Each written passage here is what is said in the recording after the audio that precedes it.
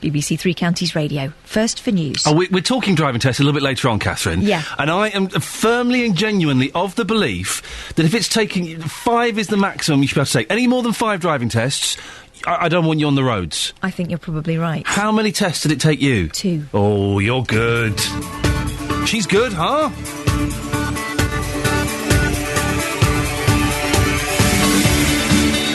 Seriously, any more than 5 driving tests, you're not... There are too many cars and too many drivers anyway, OK? The roads are far too congested, so any more than 5 driving tests, you're not allowed on my roads. 08459 455 555 is the phone number. Lots coming up on the show, including... A BBC investigation has revealed concerns over how the Liverpool care pathway is being used in 3 counties' hospitals. I'll tell you why next. Find out why our reporter, Tony Fisher, met the celebrities who are braving crocodiles, hippos and huge rapids by tackling more than 60 miles of the Zambezi River. And that driving test story. Thousands of motorists in the 3 counties did 11 tests each. I seriously think if you do more than 5, you should not be allowed to drive. It's obvious you're not good enough. Facebook.com/BBC3CR. You can send me a text, 81333, starting your text 3CR, or you can give us a call, 08459 455 555. BBC Three Counties Radio. Now, a few months ago, most of us would probably admit that we'd never heard about something called the Liverpool Care Pathway. And maybe you have heard about it, you're still not quite sure what it is. Well, the newspapers have been full of complaints, worries that hospital patients were being put on it too soon or unnecessarily, and families were not being told. The pathway has been developed to help doctors and nurses provide quality end-of-life care. Well, BBC East have been investigating how this is being used in hospitals across the region. Producer Julian Sturdy is on the line. Morning, Julian. Good morning. For those who are unsure, what is the Liverpool Care Pathway? Well, it depends on your point of view, but it was set up about 10 years ago, came out of the hospice movement, and, as you say, it was designed to help dying people. Now, it's complicated, and in some cases it can include the removal of fluids and food and an increasing dosage of diamorphine. So for patients who are dying, it is used to ease their way, to ease their suffering in a compassionate way. All that was fine. I mean, it's been used in some of our hospitals in 3 counties. In Bedford, for instance, have been using it since 2004, and there have been very few complaints until now. As you say, in recent months, more and more people have been coming forward just saying, hang on a minute, we didn't know grandma, father was dying in hospital, we weren't told. Occasionally, some of these people have been told about something called LCP, and they thought it was a drug. You know, oh, your dad's on LCP. Oh, OK, that must be a drug to help him. And the government has now ordered, or just before Christmas, ordered an independent national review to find out what's going on, particularly whether some hospitals were being encouraged to use it. But the financial bonuses are being offered to hospitals, is that right? Yes. Every year, a small proportion of a trust's budget, about 1 or 2%, say, is incentivised, put on a target to say, look, we want you to do this or that, and if you do it, we'll give you a bit of money at the end. So it's a well-known initiative known as a sequin payment. Now, what had been happening is quite a number of trusts across the region have been using this as a way of... Their target was to get 3/4 of patients they think are dying onto the Liverpool Care Pathway. Now, a good idea in cases of cancer, terminal care, but here some of these hospitals are, in financial trouble, or at least very tight. Money's very tight. Some of these beds have been blocked. Sometimes 20% of beds are blocked by people that don't need to be there. So there's this kind of conflict between the clinical need and the fear that it would at one point end up as a financial need. Let me tell you how it's been used in this part of the world. And again, it's been used uncontroversial up until now. We used freedom of information to ask these hospitals. Some of them were very reluctant to give us the information. Some of them were freely able to give it to us. For instance, at the Luton and Dunstable Hospital, 678 people have been put on the Liverpool Care Pathway in the last 3 years. Of course, the vast majority of those will have gone on to die. 1 or 2 people sometimes come off it. Over in Milton Keynes, they, like some hospitals, they haven't been collecting the figures, but they were able to tell us that in the 11 months of last year, half the inpatients, half the ward patients outside A&E died while on the Liverpool Care Pathway. The number's quite low, 276 out of 571. And then over in Bedford, where they weren't able to collect the figures, but both Bedford and East and North Hart, so that's the hospitals like QE Welwyn and the Lister at Stevenage, both of those were offered these sequin payments. In the case of Herts, they received just under £200,000 as a bonus for reaching targets about the best care of Liverpool Care Pathway. And in Bedford, slightly different there, it wasn't a specific put more people on the pathway and we'll give you more money. But they did receive payments for £165,000 to fund LCP and palliative care nurses directly from the PCT. And you said that patients and relatives aren't always aware it's being used. Well, best practice is that patients, and if possible, obviously in some cases patients aren't well enough to be told, but if they're not told, this decision to put them onto the Liverpool Care Pathway, which is essentially saying there's no more treatment available, essentially you really are in the last few days of your life, that should also be shared with relatives. Now, we asked for figures. These hospitals, these particular hospitals, weren't able to tell us, but the number of people that complained subsequently is very low.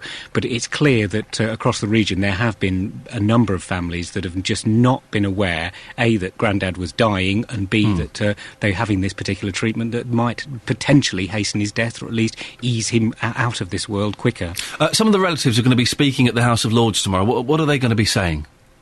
Well, there's been a growing kind of consensus that something needs to change, but again, before Christmas there were roundtable talks. Norman Lamb, the Care Minister, was sanctioning those, and that's where this independent review came from.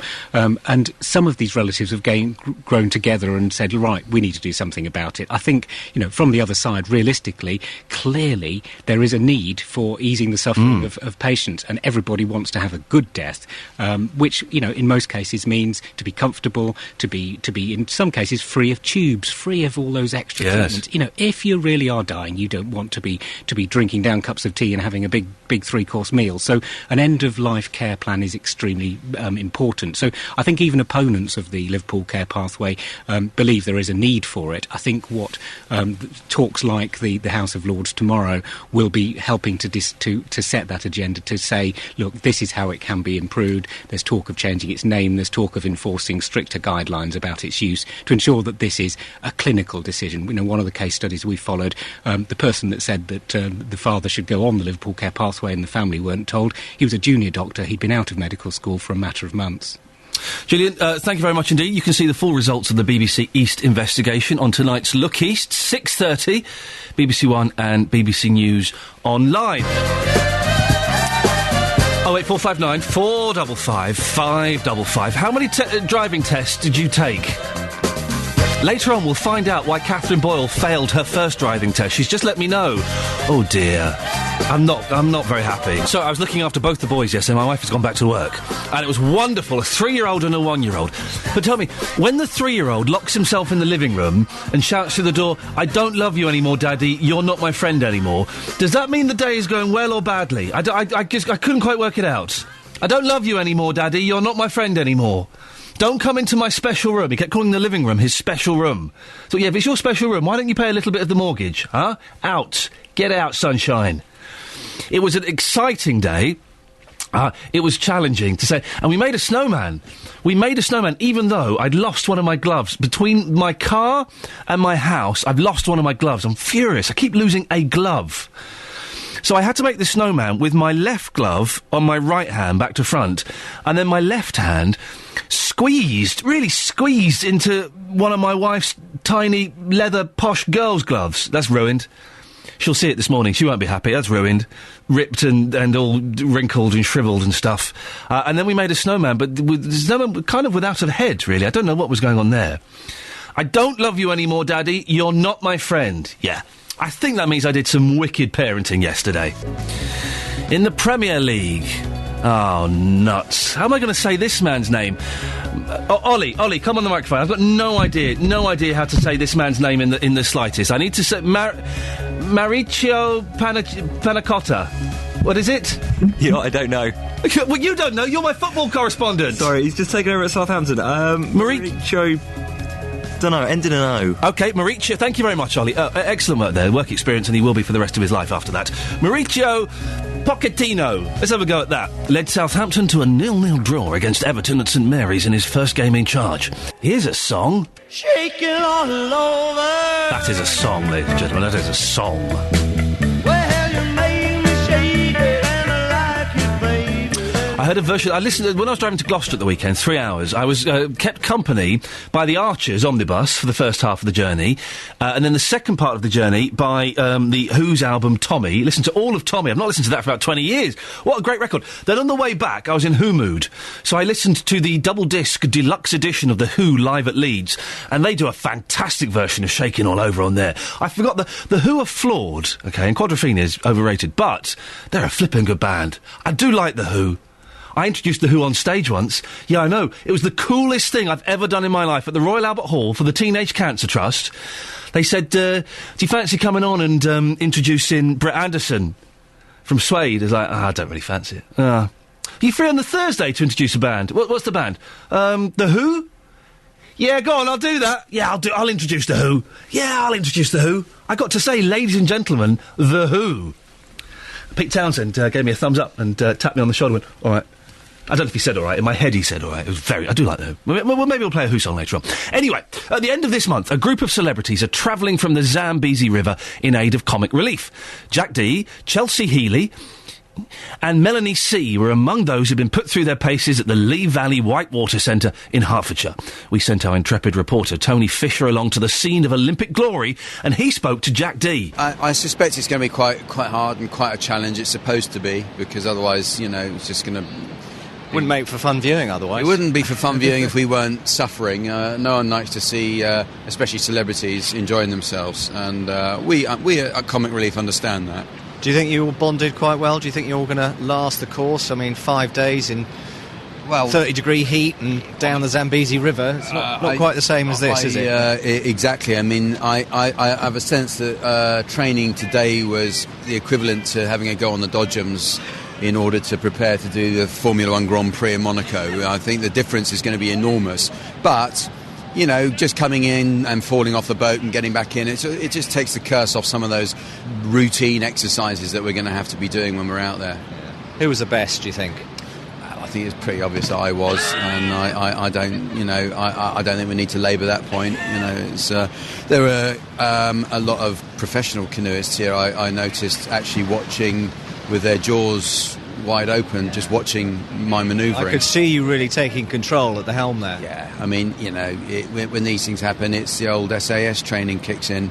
I take over and everyone else has to look and learn. Yeah. So you're going to be the leader out there, do you reckon, Jack? I'll probably be found in a quivering mess of fear and my own mess at some point shortly after the beginning of the expedition, I should imagine. I think when you get out there, it will be genuinely a fairly awesome thing to be doing. But we're all aware that you've got to do it well.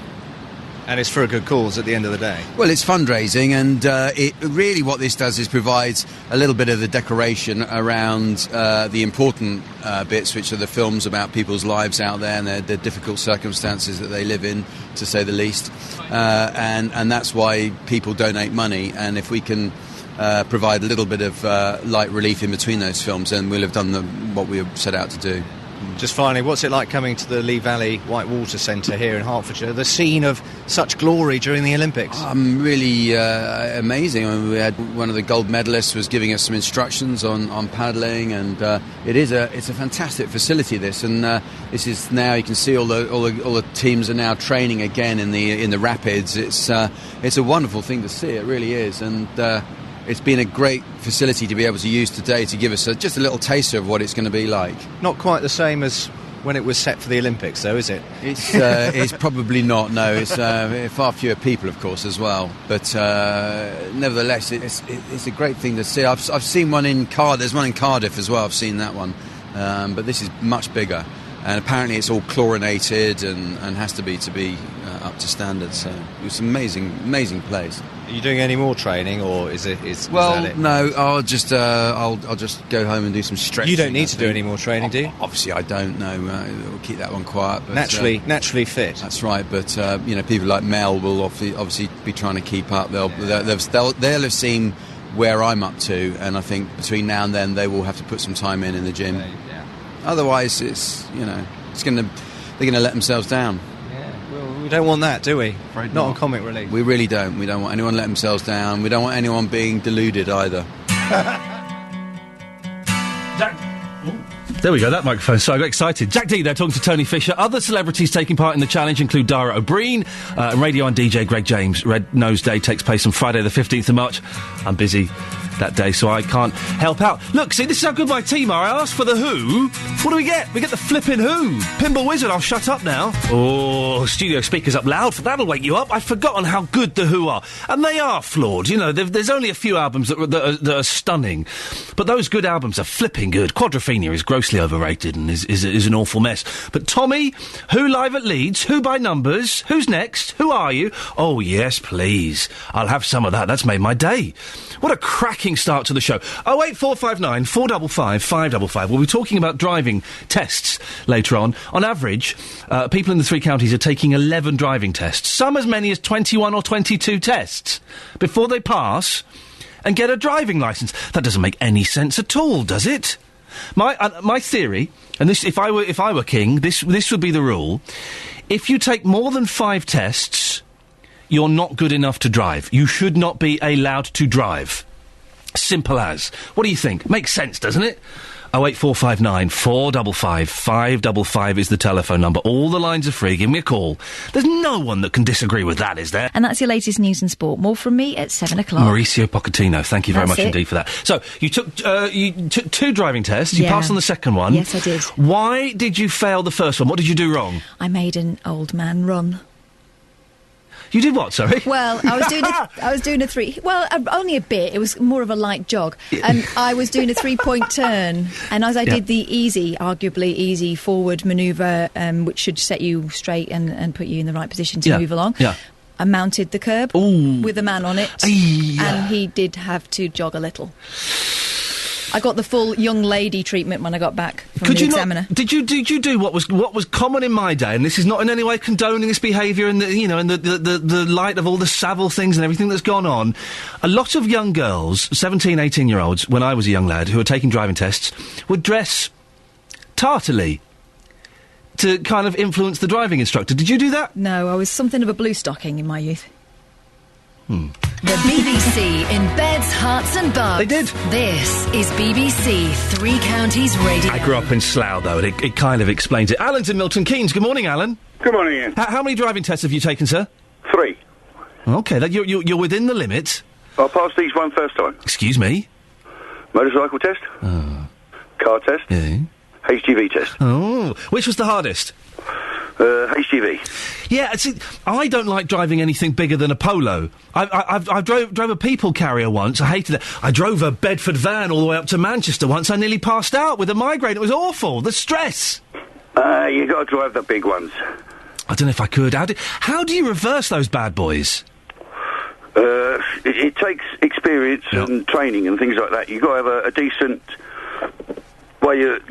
You've got to have a spatial awareness. There's no two ways about it. You've got to know where things are. Alan, would you? The vehicle is and.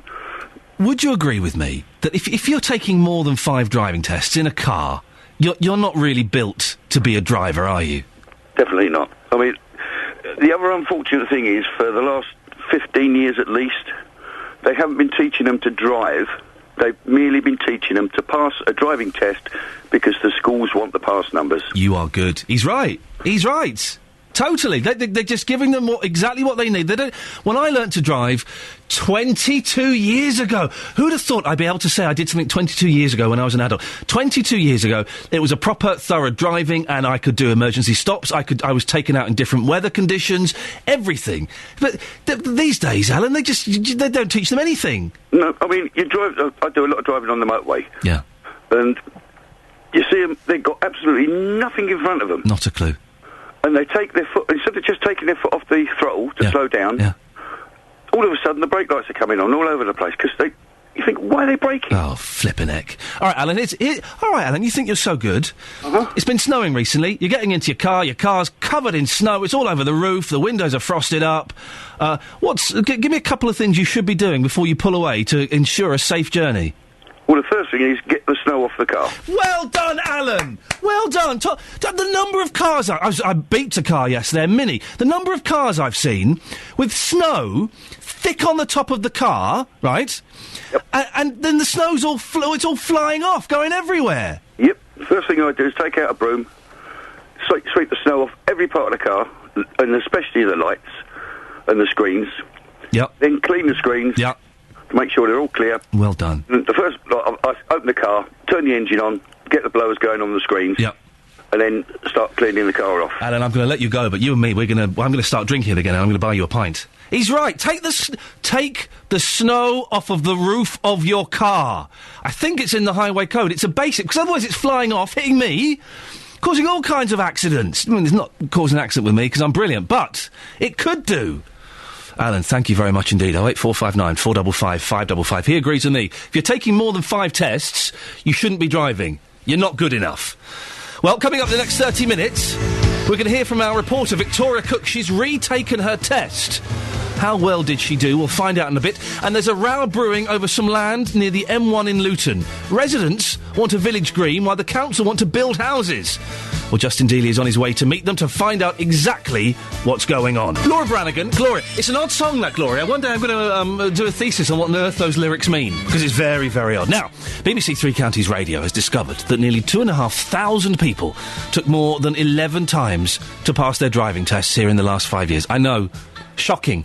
Our exclusive figures also revealed that at least 35 of them took more than 21 attempts at their driving test. Test currently costs up to about 75 quid. That means that all of these drivers would have spent £800 on trying to pass their test. The practical test. Well, we're asking you this morning, should there be a limit to how many driving tests you take? Our reporter, Justin Dealey, has been finding out what you think. I think that the limit should be 10. If they're not confident to pass it within the 10, then they shouldn't be on the road.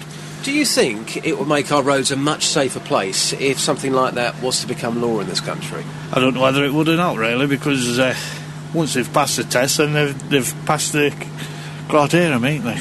Because you must be on the roads every day thinking, how on earth has that person passed the driving test? Oh, you see it all the while, I'm afraid. It doesn't matter whether you've been driving 20 years or 10 years.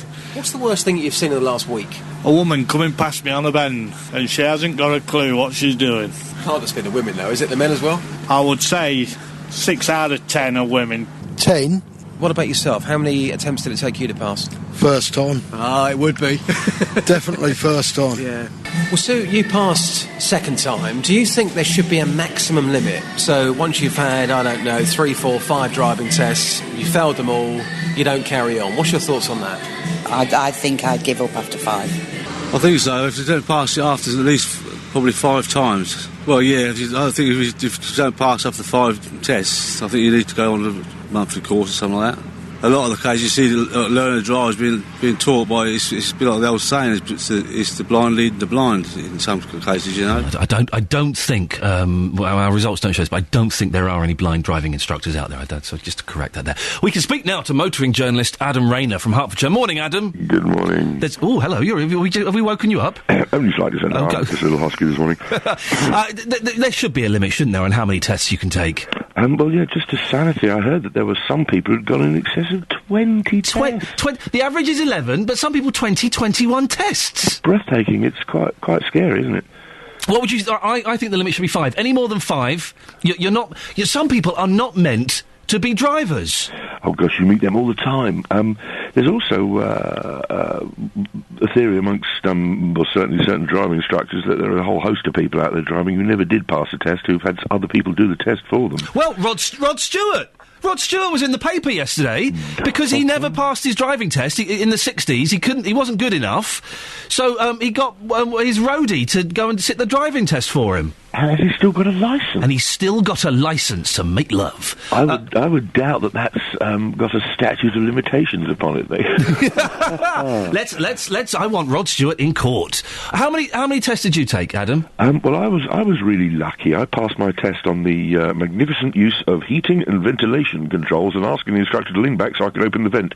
It was raining and it was steamy, and because we're all nagging away in there, all the windows are steaming up, and so it was more about my prowess with the ventilating controls than the actual pedals and steering wheel and stuff. Hang on a minute, Mr. Rayner.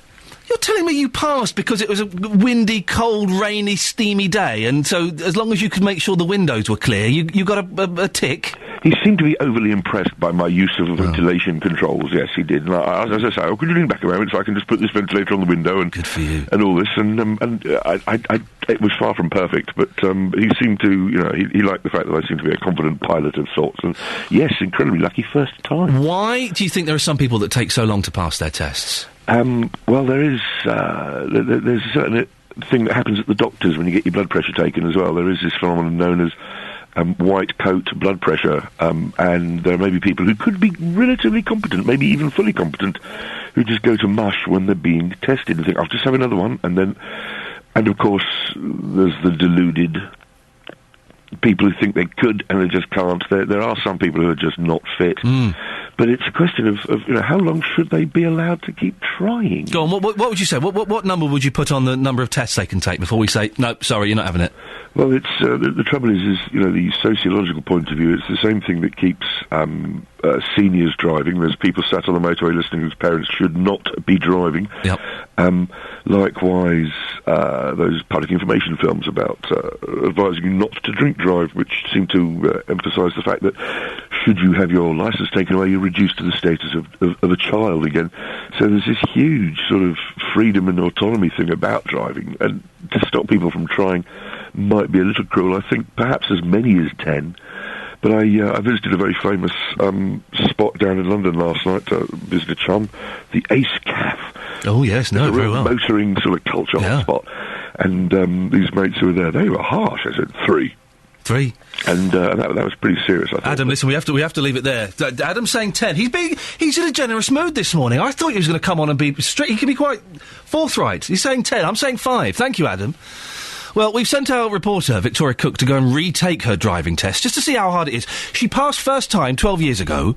Can she do it again? I've got no idea how she got on. Literally don't know. But she sent us a little sneaky peek of how she fared being back in a learner car. Victoria, follow the road to the next roundabout and then turn right, which is the third exit, please.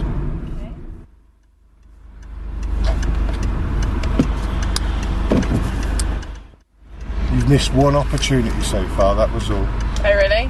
Yeah. Now I'm going to get hit by a Scania lorry. Yeah, getting hit by a Scania lorry, Victoria, I would suggest would fail. We don't know how she's got on. Find out in the next hour. Sophie Tyler, BBC, 3 Counties Radio. Oi, Tyler.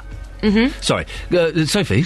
Sorry, overly aggressive. I realise we weren't on Twitter now. We're actually communicating in the real world to some extent. How many driving tests did you take? I'm not ashamed to say it took me 4 attempts. Okay. But yes, but go on. One, I feel I was failed very harshly. What was the thing? What did you fail on that harsh test?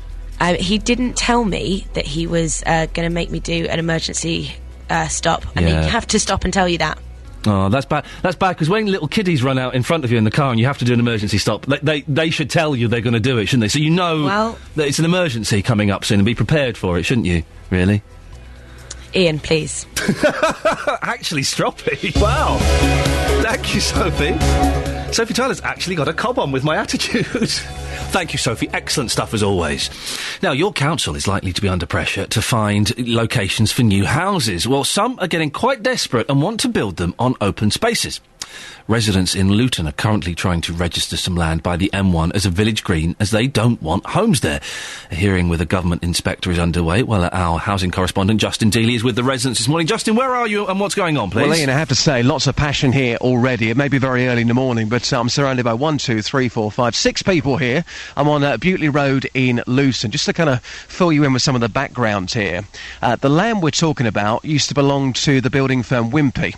That was back in the 1960s. 1960s. Now, they couldn't build on that land because it was deemed to be a little bit too close to the M1. So what they did, Wimpy, they gave the land to the local council here in Luton on the condition that it was upheld as an open space. Well, last year, a planning application went in to use this land along with 2 other open spaces in the town for housing. So we are surrounded by the open space here. These residents are against any form of housing, and to be quite honest with you, Ian, they're absolutely furious about this. Stephanie, welcome to the programme.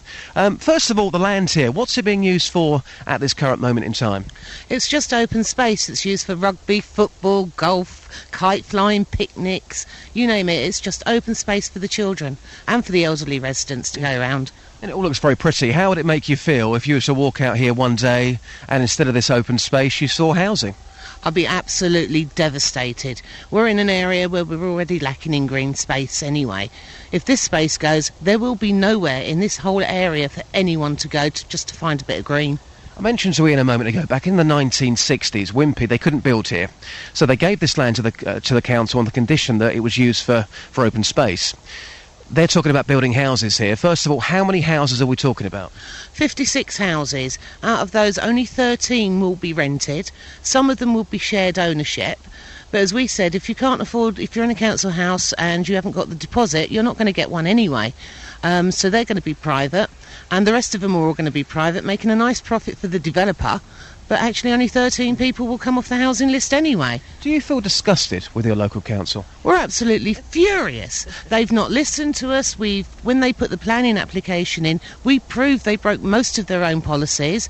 They did it under Section 106, which meant they needed to put 1.6 million to the council, and the council accepted just over 400,000 and said, no, that's okay. And then they moan they haven't got any money.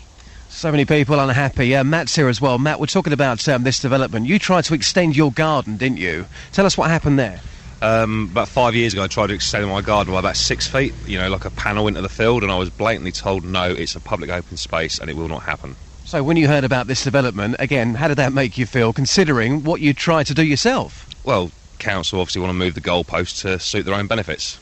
Here's Rowena as well. Rowena, you couldn't take any more. You're trying to make this into village green status. If you were to do that, do you think that would protect you at all? Well, we would hope so. They should be able to do anything if we get the status. So what exactly does that mean? Because we've heard about green belt status, village green status. What does that mean in layman's terms? Well, village green status means that it's protected for the community, which was our original intention. But that intention, that it's protected for the community, was something that we didn't know, and something that the council went to great ends to conceal until this particular application. And how confident are you're going to get that status? Who knows? It's just us little people against the big boys. They've employed a very expensive barrister to stand against us yesterday and today. What can you do? Is there not a need for housing though in Luton? Surely we need more housing in Luton. Yes, we do, but we also need green space for the children to play and run around. And this is the green space for the whole of the community, the whole of the area. You've got high-rise flats up there. In effect, that's their garden. That's what they use for picnics, barbecues. They consider it their open space. All of the estate do. Running out of time, just lastly, would you stand in front of a bulldozer if this was to go ahead and they're building homes here? I know you're laughing, but you're passionate about this. You're desperate for this not to go ahead. You'll do anything. Would you quite literally lay in front of a bulldozer to stop this going ahead? If all these people were with me, yes. And would you go along? Oh, yeah. Yeah? Definitely. We need to protect the space that we have. Luton's just going to be concrete. Councillor Shaw has told us many times he will build on every blade of grass in Luton, including our gardens, although he now denies that. He said that to loads of people. If anybody's shouting at the radio, again in 15 seconds, saying you're just a NIMBY, what would you say to those people? No, we just need some space for the children. What's going to happen? They go on the concrete, they hang around street corners causing problems. Where can they go? There is nowhere for them to go anymore. Guys, really appreciate your time. Thank you very much indeed. It's a very, very cold morning, so I'm here on Beaulieu Road in Luton. You've heard the anger there, Ian, and, we often cover housing stories on the programme where developments come up, but I think what's really got these people was, back in the 60s, Wimpy, they couldn't build here, so they gave the land to the council on the condition that it wasn't to be used for homes here. And they're saying the council have gone back on that, and they'll do everything they can to make sure that no homes are built here, right in their back gardens. Justin, listen, thank you very much. We did ask to speak to Luton Borough Council. They were unable to provide us with a spokesperson. They gave us a statement. More than half of the open space will be retained. The innovative project is essential to deliver affordable homes to Luton and reduce the shortage in the area. Most of the brownfield sites in Luton aren't owned by the council and would cost too much to buy with the cuts to funding from government. Using our own land is the only way to provide affordable housing. Well, we'll be back with Justin a little bit later on. 08459 455 555.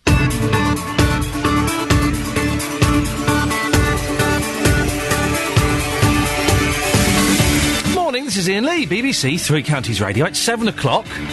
It was chilly last night, wasn't it? Very, very chilly. Although I woke up in the middle of the night and suddenly my 3-year-old boy's in bed with me. I've got no idea.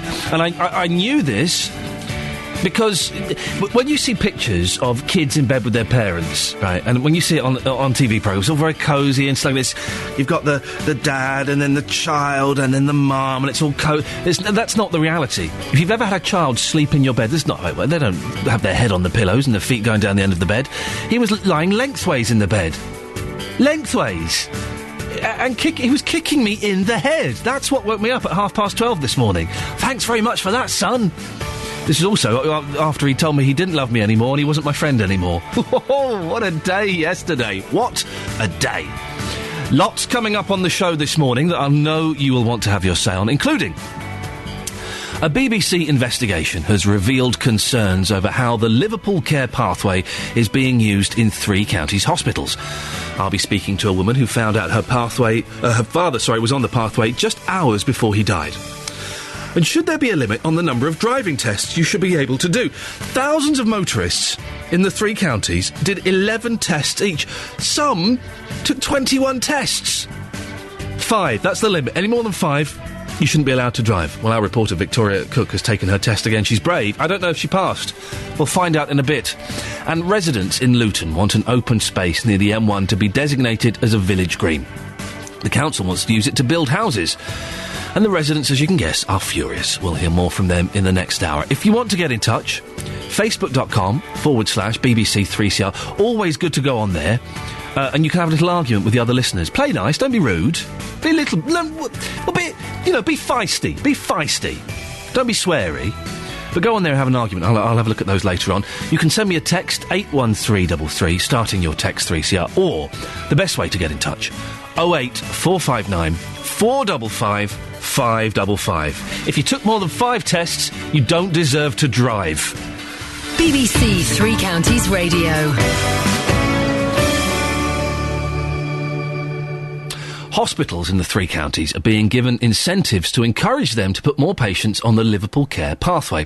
A BBC investigation has found that one local hospital trust was paid more than £100,000 for boosting the number of terminally ill patients on the scheme. You put on the pathway when there is no more treatment available, and instead it focuses on palliative care. Well, Julian Sturdy from BBC East has been investigating into how the LCP is being used in hospitals in the 3 counties. The Luton and Dunstable Hospital, 678 people have been put on the Liverpool Care Pathway in the last 3 years. Of course, the vast majority of those will have gone on to die. 1 or 2 people sometimes come off it. Over in Milton Keynes, they, like some hospitals, they haven't been collecting the figures, but they were able to tell us that in the 11 months of last year, half the inpatients, half the ward patients outside A&E died while on the Liverpool Care Pathway. The number's quite low, 276 out of 571. And then over in Bedford, where they weren't able to collect the figures, but both Bedford and East and North Herts, so that's the hospitals like QE Welwyn and the Lister at Stevenage, both of those were offered these sequin payments. In the case of Herts, they received just under £200,000 as a bonus for reaching targets about the best care of Liverpool Care Pathway. Well, Dr Peter Saunders is the campaign director for Care Not Killing. Morning, Doctor. Good morning. We'll come to you in a second. First, I want to speak to Denise Charlesworth-Smith, whose father, Phil Charlesworth, died last year after being put on the pathway. Morning, Denise. Good morning to you. When did you find out that your dad was on the pathway? Well, actually, that's the funny thing. We didn't really know that he was on the pathway until October this year, when we backtracked to find out what was said in passing on the morning that he died, that he was on LCP. We thought it was a drug. So no one explained to you what LCP was? No, absolutely not. They just said, Phil's on LCP, and that's all we can do. Well, kind of thing. Basically, what happened was my dad was he'd been taken into hospital for shortage of breath, which turned out to be pneumonia. And on the morning that he died, which was about 7 o'clock, he threw back the bed covers and wanted to get out of bed and tried to take his mask off and everything. And we ran out to go and get somebody to help him to go to the loo. And a comment was made, oh, they always do that when they're on LCP. And we just sort of thought, oh, it was some type of drug thing. We didn't know what it was. Absolutely nothing at all. And if we had known about it, I wouldn't be talking to you today, because obviously I would have known what LCP was all about. It was the fact that nobody told us anything about it. Do you... because I don't know exactly what condition your dad was in. Do you think he would have lived if he hadn't been on LCP, or was his passing inevitable, do you think? Well, it's a 50-50 chance, right, isn't it, really, when you've got pneumonia, and especially at the age of 82. But to say that he had been sitting up and talking to us the afternoon, prior to that, and he was discussing changing the mask, of all things. This was a funny bit. My dad was an engineer, and he was discussing about the mask that was on his face, and saying when he got out, he wanted to redesign a mask so that it would be a bit more comfortable. So, somebody who was quite chatty, and then talking about a domestic appliance that he wanted my husband to sort out and everything else. To me, that was not somebody who was on his last throes of life. That was somebody who I was expecting, fingers crossed and everything, that he would walk out of that hospital. But people, in fairness, people don't always know that they're close to death, do they? I have seen people who were unaware that they were dying and talking about what they want to do when they get home and things like that. Yes, that's true. I mean, you don't know that, but, I mean, as I say, at 82, I was keeping my fingers crossed that he would walk out, but nobody told us that he wouldn't. Nobody explained to us that he was ill or how ill he was. And this is a problem, you see. It's the communication. I mean, I know your other person that's on the programme with you this morning, Peter. He has met me before. He's heard me discuss about it. And it is a communication issue that is a huge problem, because people do not know, they do not understand, when you're faced with a situation that's not a hospice case, you do want to understand what's happening so you can make arrangements. Peter, well, you mentioned Peter. Peter is here. Peter, the lack of communication seems to be a huge problem. I find it incredible that they just said to Denise, oh yeah, he's on LCP, that's what happens, and didn't explain what LCP is. Yes, and the lack of communication in some cases has been extremely poor. And I think the key question is, what is the LCP? And as people know, Britain's been a world leader in care of the dying for many, many years. And the whole idea behind the LCP was to take the excellent care that's already available in hospices or under palliative care teams and make it much more widely accessible in general hospitals. So it was helping people in the final stages of life deal with difficult symptoms like pain and nausea and anxiety, and address their spiritual needs.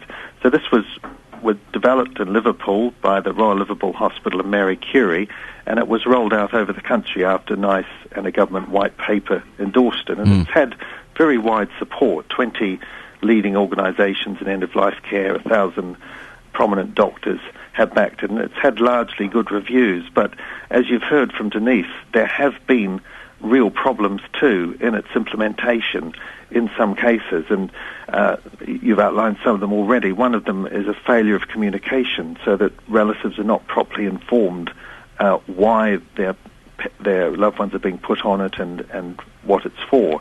Another problem is that we've had some people who've not been imminently dying, who've been placed on it. It's only meant for those in the last hours or at most a few days of life, but there have been some people inappropriately placed on it. And then there have been problems with inadequate training and supervision of perhaps junior staff who may not be fully trained in it. And then there's this whole issue of sequin payments being given to hospitals. Well, this is what I was asking. So it's a kind of incentive. The incentive. So you agree with it in principle, as long as it's applied appropriately to those deserving of it, and it's communicated to the family. But the incentive thing does seem odd, that hospitals can be paid money for the amount of people they put on the scheme.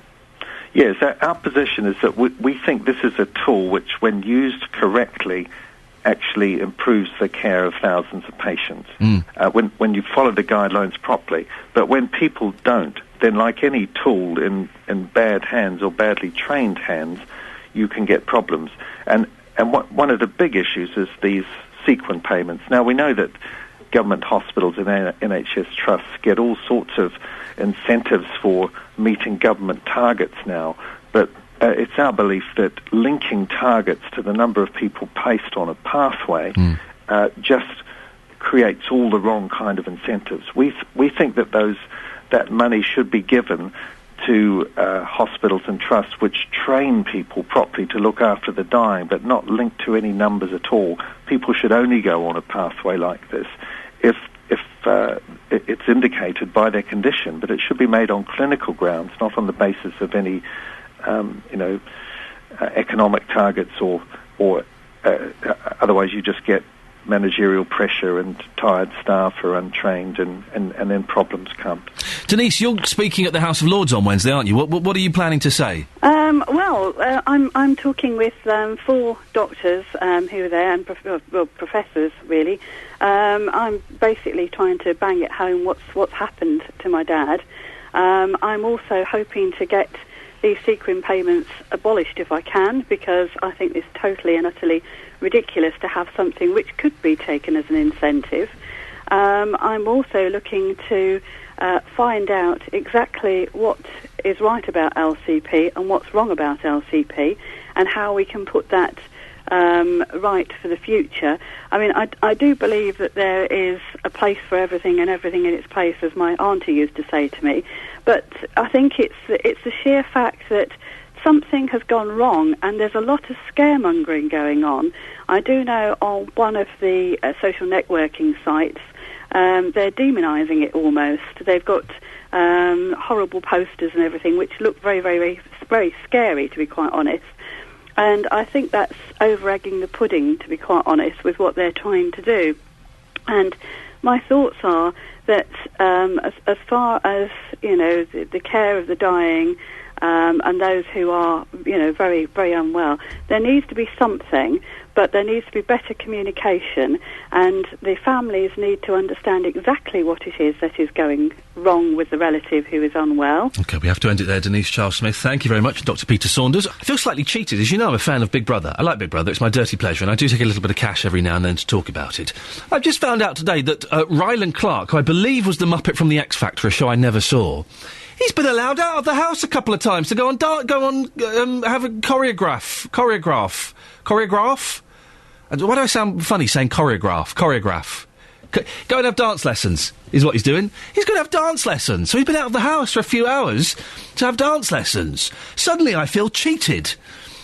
I know I shouldn't get upset about these things. It's celebrity Big Brother, for goodness sakes. But I was quite annoyed. In fact, political reporter Paul Scoynes sent me an email detailing what happened with the subject heading WTF. I don't know what that means. I'll have to ask him later on. But I was outraged. Anyway, BBC Three Counties Radio has discovered that nearly 2,500 people took more than 11 attempts to pass their driving tests here in the last 5 years.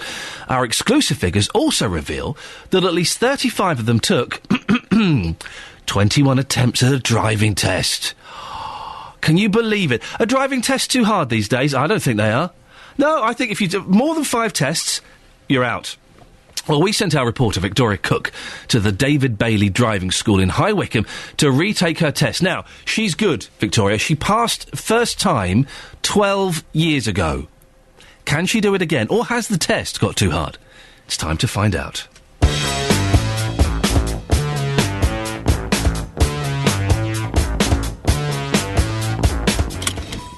Victoria, we're going to go for a drive for about 40 minutes approximately. In that 40 minutes, we are going to do one manoeuvre and 1 independent drive. Okay. I will be pulling you up on the left several times, and I will explain what I want after that. Okay. Okay. At all times during the test, unless I tell you differently, follow the road ahead. So, i.e. at a roundabout, follow the road ahead. At a crossroads or whatever, follow the road ahead unless I tell you differently. Nothing said, straight ahead. Nothing said, straight I ahead. remember that one. Okay. Yeah, that sounds So good. when you're ready, and it's safe to do so, can you pull away, go to the end of the road and turn right? You've missed one opportunity so far, that was all. Oh, really? Yeah, you just protruded onto the, about a smidge. Now I'm protruding even more. Mm-hmm. Yeah.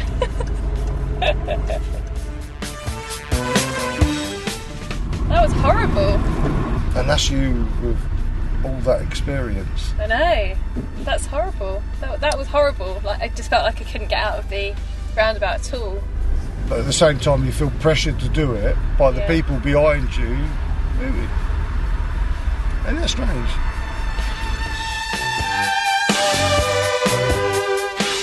Also, you know, with that little roll back there.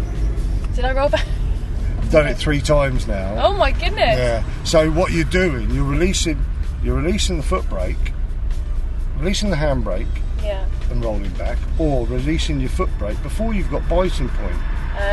Hence, you only roll back probably about, 4 or 5 inches. I didn't even notice it at all. But if the car behind you is coming up too close, you're just going to roll back into it. Oh my goodness. Roundabout, turn left. Okay, test over now, Victoria. Right. Unfortunately, you've not passed. Oh no. You had a couple of situations there. You've got 2 serious faults with 3 minors. So you've got 3 minor faults, but 2 serious faults. And what were they? The serious fault was when you encroached on the roundabout to turn right. Obviously, that put us in danger when you'd crossed over the give way line at that roundabout. The second serious was on your turn in the road. If you remember, when we were on the reverse leg of your turn in the road, there was 3 children running along. Yeah. You should be stationary until they're safely past. So that would have been a fail, but with only 3 minors, but obviously it's 2 serious. Yeah. So other than us nearly crashing at a roundabout and nearly squashing some children, it was all right. Not bad, not bad. And you had a bad time of day to do it, to be fair to you. She muffed it up, and legally we have to confiscate her driving licence and fire her from the BBC. That was Victoria Cook with driving instructor David Bailey. We're asking you this morning, should there be a limit to how many driving tests you take? And to the gentleman who posted a naughty swear word on the Facebook page, there is an inbuilt censor, so only we saw that message, and thank you for your criticism. It is appreciated. Neil Gregg is the Director of Policy and Research at the Institute of Advanced Motorists. Morning, Neil. Good morning. There should be a limit, shouldn't there, on how many tests people can take? Well, I don't agree, I'm afraid. I think ultimately the test is finding out that you've got a problem, and I think putting an arbitrary limit on it might be difficult for some people. Some people take a long time to learn things. Some people get very nervous, as we've just seen and heard, in an exam situation when they feel they're under pressure. So it can be a useful opportunity for people to get more experience, deal with their problems and keep coming back. 21 is an awful lot. I don't know how you could afford that for a start. Yeah, it's a lot of money. I don't think an actual limit really would. But you say, people get nervous in test situations. I don't want people who are nervous in cars driving on the roads, because the driving can be a tense and frustrating and sometimes frightening experience. If you can't handle the pressure of having a bald man in his 50s sitting next to you ticking a clip chart, then what hope have you got to drive safely on the roads? But the test is picking that up, and you will continue to have to take the test until, so that the test is working. It's catching these people. The overall pass rate is actually still only about 50%. Wow. Men have a slightly better pass rate than women, but for many, many years now, the pass rate has remained at 50%. The main reason for that is that people try and take the test too quickly. They're underprepared. These people who are failing 21 times are actually very unusual, but they clearly have an issue, but the driving test is picking that up. To driving, because I learnt 22 years ago, and my drive, I kept saying, can I take my test now? He said, no, you're not ready. No, you're not ready. And at the time I thought, this guy's clever, he's scamming me for more lessons. But I remember one lesson, after the lesson he went, right, I think you should apply for your test now, I think you're there. And I passed first time. So he was spot on. Do driving instructors, are they like that these days? Do they, or do they encourage people to take their tests too early? Well, often it's the people themselves who push the driving instructor is the best person to advise you on the state of your driving and advise when to take it. But people want to get there as quickly and as cheaply as possible. That's for some reason, driving is one of these areas where we want to get there as cheaply and as quickly as possible, and yet it's a thing that can kill you. You should really be taking it seriously. It's a lifelong skill you're trying to learn here, so you should take it seriously. Listen to your driving instructor. But the driving test itself has got a bit more difficult. Independent driving was mentioned in the clip there. That's where you're not given instructions. You're just told to follow the signs or freestyle. You're freestyling. Yeah, and we think that was a really good improvement. That makes people think a bit more, because once you've passed your test, you don't have a bald 50-year-old man telling you to turn left, turn right on every journey. So you need to be thinking for yourself. So it has improved. We'd like to see it go even further. Actually, we'd like to see rural roads being included for a start. Most tests take place on 30 and 40 miles per hour roads in towns and cities. People don't get out onto the rural roads, which ultimately are the ones which are the most dangerous. Sophie Tyler, who is our travel correspondent, she failed a driving test because the examiner didn't tell her that he was about to tap the dashboard and do an emergency stop, so he just did it. Was she right to have failed then? Normally you are told it's about to happen at some point. By definition, an emergency stop should be a surprise, but it's how you handle these things, and it's a case of the amount of minor errors you tot up, but if you get a couple of serious errors, then you fail automatically. So and Catherine Boyle went up on the curb and made an old man run. That's obviously a fail, isn't it? Clearly, yes, clearly. Neil, I have to ask the question, how many tests did you take? It took me 2. I perhaps rushed in, as I said, but the second time round I passed. And I have also, of course, passed my advanced driving test since then. Of course you have. Neil, listen, thank you very much indeed. Neil Gregg, Director of Policy and Research at the Institute of Advanced Motorists. I do genuinely, this isn't me being contentious and being argumentative, I do genuinely believe that some people are not cut out for driving. My sister passed her driving test. She's a rubbish driver. I can say that because I know that she's not listening to this, although one of you losers will tweet her, no doubt. You weasels, you snakes in the grass. But there are some people that shouldn't be allowed to drive. 5 is plenty. If you've not passed within 5, you're not a driver. And, of course, the driving exam, the driving test, is terrifying. And it's nerve-wracking. But it's no worse than some of the worst driving conditions I've been in. If you can't cope with a divorced man in his 50s wearing a cheap leather jacket, ticking little boxes on a clipboard next to you and tapping the dash... that's what they look like, isn't it? Tapping the dashboard. If you can't cope with the stress of that, then, really, you're not cut out to be a driver. Are you? 08459 455 555. Bill in Lucy Farm says, I mostly agree with the idea of 5 tries on your driving test before you're barred, but I also wish people were tested more often. I was a first-time passer, but I'm now considering a voluntary retest to see if I'm still fit after medical issues. Yeah, I'd go with that. I've said before, if you're over 65, you should have a test, every 3 years? I think you should be able to learn to drive later. 17 is way too young. 22? Should we start learning to drive at 22? And a test every 10 years until you're 65. How about that? I'd be up for that. I think that makes perfect sense. Yes, there are too many people on the roads, and there are too many people driving who do not know how to drive. Travel news. News and sport now. Here's Catherine Boyle. Getting beds, hearts and bugs talking. This is BBC Three Counties Radio.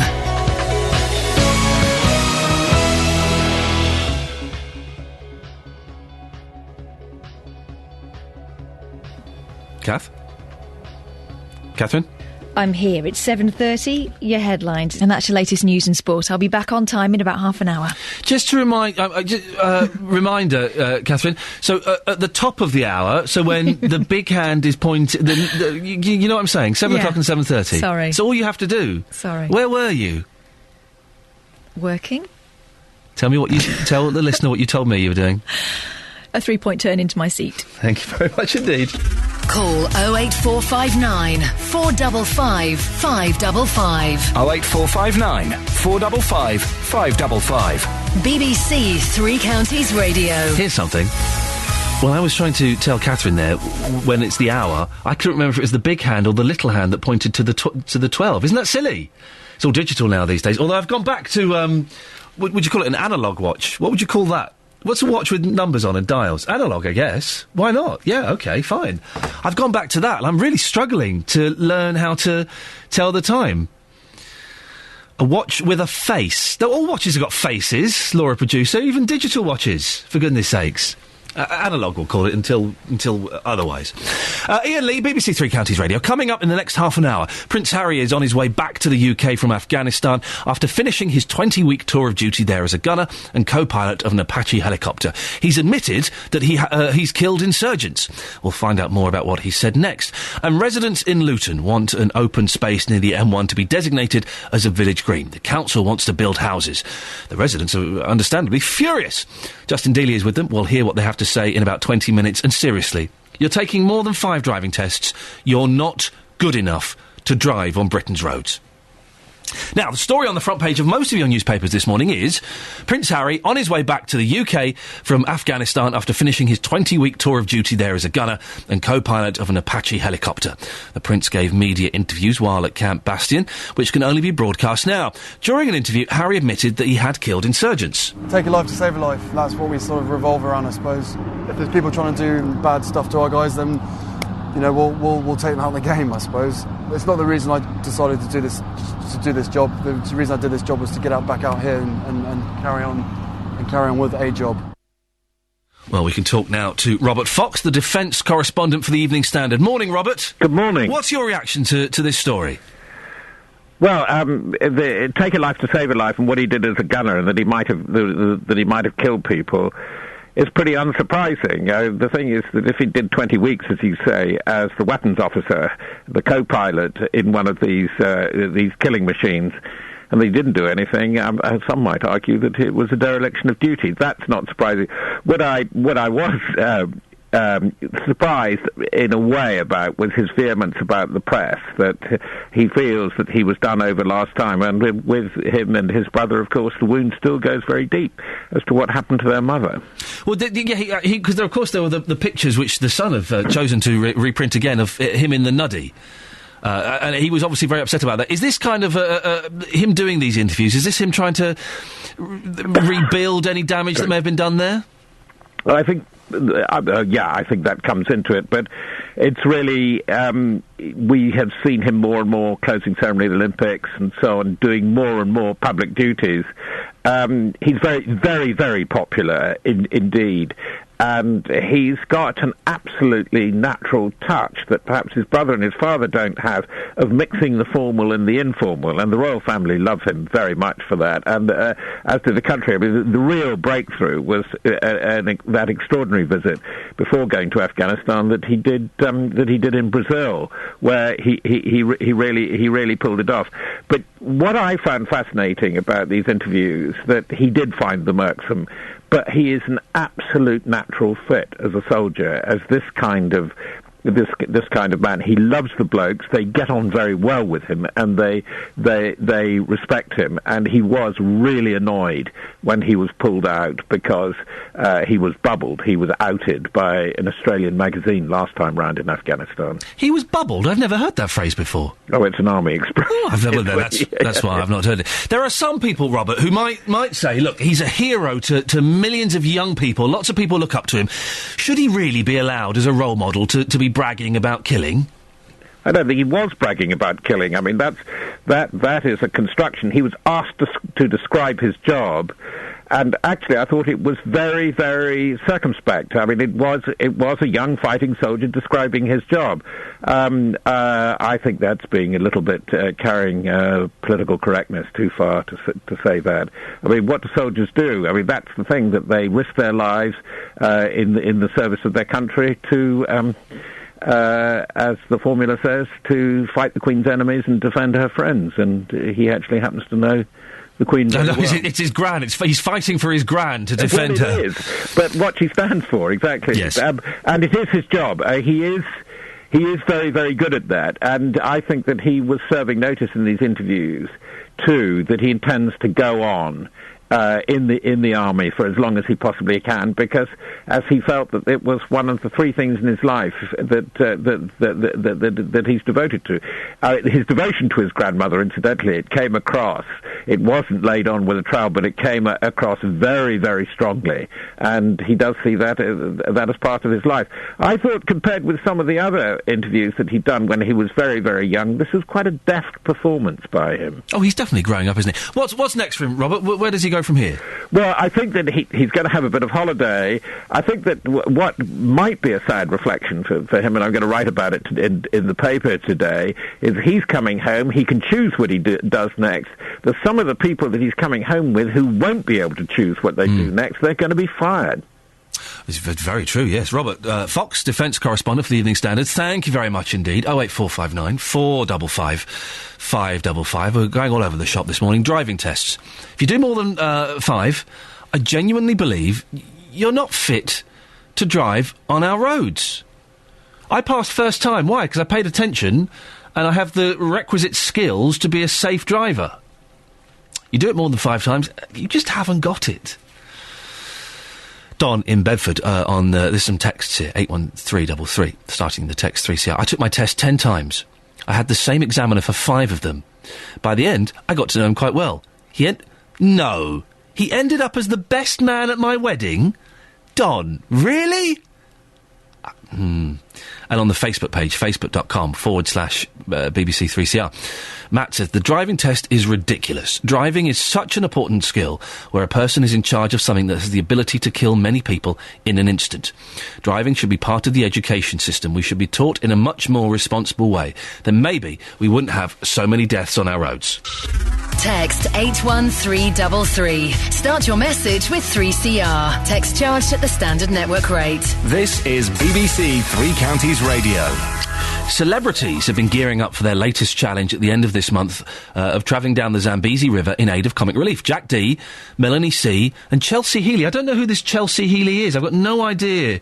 Producer Laura, you're nodding, saying yes you do. Come and do. Who is this Chelsea Healy? Chelsea Healy. Oh.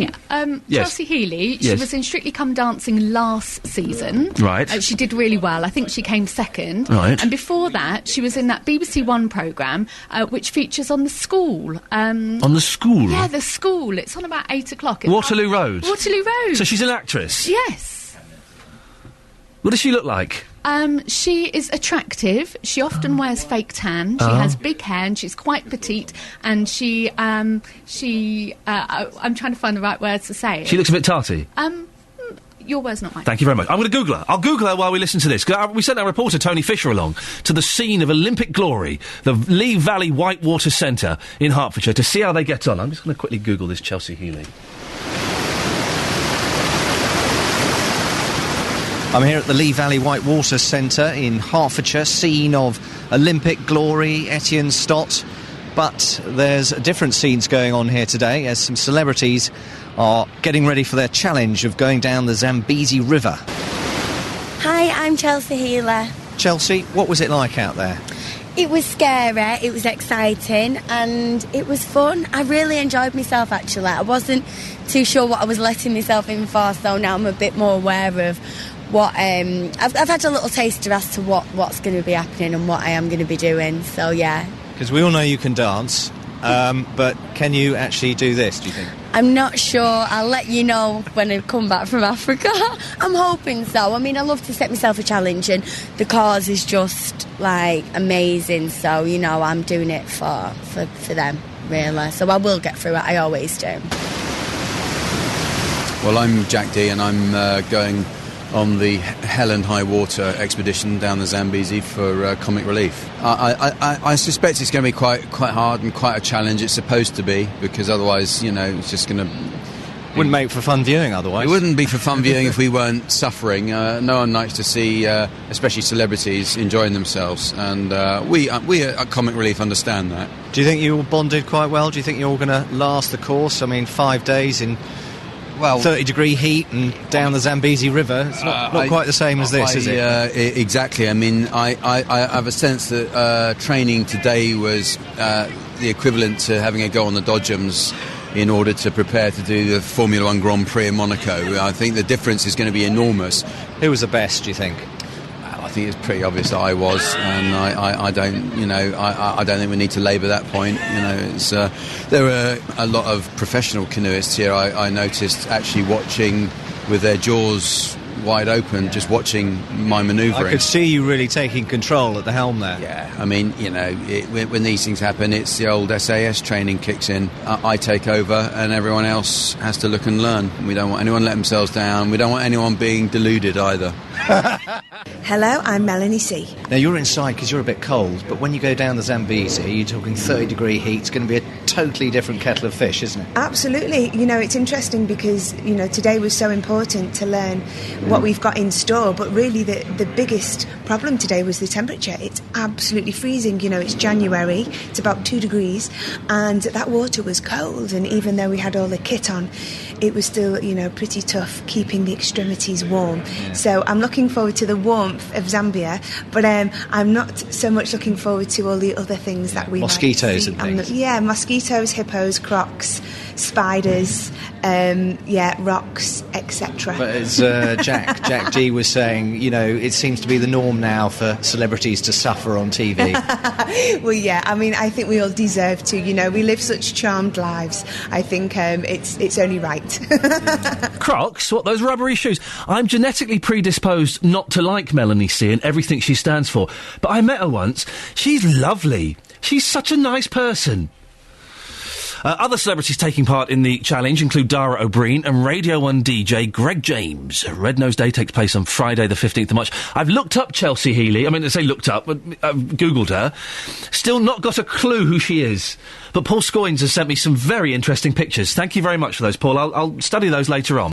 With local councils becoming ever more desperate for land to use for housing, some are resorting to building on open spaces. Well, residents in Luton are currently trying to register some land by the M1 as a village green, which would give it more protection. A hearing with a government inspector is underway. Well, our reporter Justin Dealey is with the residents this morning. Justin, where exactly are you and what's going on? Justin? Hello, Ian. Hello. I'm on Butley Road in Luton. To give you some of the background here, Wimpy, they bought this land back in the 1960s, and they couldn't build on it because it was too close to the M1. So what they did, they then gave that back to the land on the provision that it was given to the local people, and it couldn't be used for housing. So here we are now talking about Luton Borough Council potentially using this open space here to build houses. So as you can imagine, the locals are absolutely furious. Justin, I'm sorry to interrupt. We have a terrible connection for some reason. I'm going to go to our guest Kate Ashbrook and come back to you in a couple of minutes. Is that okay? No problem at all. I want to hear this, and I want to hear this in HD. Well, we can. We'll go back to Justin in a bit and see who he's with and what the residents think. Well, Kate Ashbrook is the General Secretary of the Open Spaces Society. Morning, Kate. Hello. What a fantastic title. The Open Spaces Society. Oh, absolutely. Wonderful. What is a village green? Because when I hear of a village green, I think of a square of grass where they play cricket every Sunday, there's a little pond and it's by a pub. But it doesn't necessarily mean that, does it? No, it doesn't. It can be that. It usually is that. But more often nowadays, the new greens are areas of land that local people have used for 20 years without being stopped, without asking permission. And they've used it for informal recreation. And so it could be anywhere. It could be by a motorway? Yeah, absolutely, if that's where local people go to enjoy recreation. And so residents can apply to turn this bit of green area into and have it legally labelled as a village green. How do they make that application? What do they do? Well, first of all, they collect the evidence from local people who use the land, and then they fill in various forms, and they send all the forms with the evidence off to the registration authority, which might be Luton, it might be Central Beds, it might be Herts or Bucks, or Milton Keynes. There, you see, I'm getting round your area. Well done, thank you, Kate. You're good, you're coming back. And one of those is the county or unitary authority, anyway. And the authority will look at it, and if they think it's got potential, it's duly made, as they call it, they will then advertise it. There is 6 weeks allowed for objections. If there are objections, the authority will then quite likely hold a public inquiry, as they're doing at Ickley Close, and the inspector will then make a recommendation to the council, but it's the council that takes the final decision. So, if they're doomed, then, aren't they? If it's the council that's taking the final decision, but it's the council that wants to build on that land, then it's pointless, isn't it, to apply for this? Well, it may sound it, but the council should be able to put itself into different compartments. Right. It should be able to be registration authority looking at the evidence, and it's nothing to do with whether people want the land or whether it's threatened with development. That's completely irrelevant. It's whether they've got the evidence of use. Right. That's the only thing that matters, and that it's local people. And then it gets given the status of village green. Is it then protected forever? Yes. It is, under Victorian legislation, it is protected, and if somebody wants to build on it or do something there that is contrary to its use by local people, they can't do that, but the alternative is that they could buy another area of village green and give it in exchange, and the Secretary of State would have to approve that, but it can be done. Are more and more people applying for this, the village green status? I've certainly heard about it more in the last couple of years, and with councils looking to build more and more houses, are people becoming more desperate? They are, yes, and, once a bit of land is threatened and you have loved it all your life, you want to save it. I mean, the problem is that we've now got the government introducing the Growth and Infrastructure Bill, which aims to put a stop to registering any land that's threatened with development. So, in a few months' time, Ickley Close could not have been registered, for instance, because and this is a really nasty piece of legislation. They're saying that there are various triggers which are all to do with planning, and once the trigger has taken effect, nobody can even apply to register the land, but they won't know that the trigger has taken effect until it takes effect. So there's a whole secret process about designating land for planning. It's published, and at that point, it's too late to save the land. So we're desperately trying to get this bill changed. And we're also saying to people, look around your communities, and if there is land that you've used for 20 years, for heaven's sake, try and get it, apply to register it before this bill becomes an act. As General Secretary of the Open Spaces Society, is it disheartening to see these places going? Oh, very, yes, because they're places that people have loved and enjoyed, and they mean something to the community. They're very precious. So, yes, it's very tragic when we see them being built on. Kate, listen, lovely to talk to you. Thank you very much for your expert input. Kate Ashbrook, General Secretary of the Open Spaces Society. What a fantastically named organisation. And it's interesting, isn't it, about that bill that's being brought in that means it would actually be more difficult, if not impossible, to apply for this protection of your area. 08459 455 555. It's interesting, isn't it? I, as always, not always, as often with a lot of these stories, I can kind of see both sides of this. More houses need to be built. Of course they do. But I wouldn't want it in my back garden. I'm a proper NIMBY. I wouldn't want it in my back garden. I'd be thoroughly disappointed. 08459 455 555. A little bit of problems getting to Justin Dealey, so we will speak to him later on in the show. Right, we're talking about driving tests this morning after our reporter Victoria Cook discovered that a huge number of people in Beds, Herts and Bucks were taking 11 driving tests to pass. I'm of the firm belief, if it takes more than 5 tests, you shouldn't be allowed to drive. That's it. You're out. Well, Shirley Joe in Houghton Regis, good morning. Good morning, Ian. Is it Shirley Joe? It is. That's fantastic. What's your take on this? How many driving tests did you take? 1. There we go. Well, and it's not that difficult, is it? If you've prepared enough, and if you've done the training, and all these people saying, "Oh yes, but it's so nerve-wracking doing a driving test." Well, that's tough, isn't it? I think if you're well prepared, yep. Then your instructor should actually tell you when you're ready. Yep. My gentleman did. My gentleman was a gentleman called Sultan. He was scared of dogs. I remember that. He was terrified. He had to come to my house and knock on my door once. I had a little cocker spaniel who went bonkers, and he ran down the pathway saying, "I'll see you in the car." And he was great. And I kept saying, "Can I apply for the test now?" He said, "No, I don't think you're ready." And then one day after a test, we pulled up and he said, "Ian, I think you should apply for your test now." And he was right. Spot on. Yeah. What about this thing though? Do you think we should have refresher tests every now and then? Well, I believe that we all take our tests. We're probably 17 to 21 usually. Yep. We pass our tests and then we don't do anything else. A few of us do take the motorist advanced test, but many people don't. They're on the roads, and we've got it now. People are driving, they don't know how to drive in these conditions. Oh, don't. I have seen some... I've said this yesterday. I was driving to Gloucester at the weekend, and the weather was awful, obviously. And I was on the M4. I didn't really go above 60, 65, and some points I was doing 50, because the roads were so bad. People were buzzing past me 100 miles an hour, Shirley. Yeah, it's crazy. With their roofs covered with snow. You should always scrape the snow off before you pull away. Yeah. I just think that if everybody was to take a refresher course every 5 years, not to fail them, but to actually highlight the bad errors or areas that they've fallen into. And also signs and things change every few years. Wherever you drive, there's different signs, different roundabouts, even in your own environment. As we know, around Luton and Dunstable, so many roads are changing and people can't adapt. Yep. Shirley Jo, you're absolutely right. I'm agreeing with that. We have an anonymous text.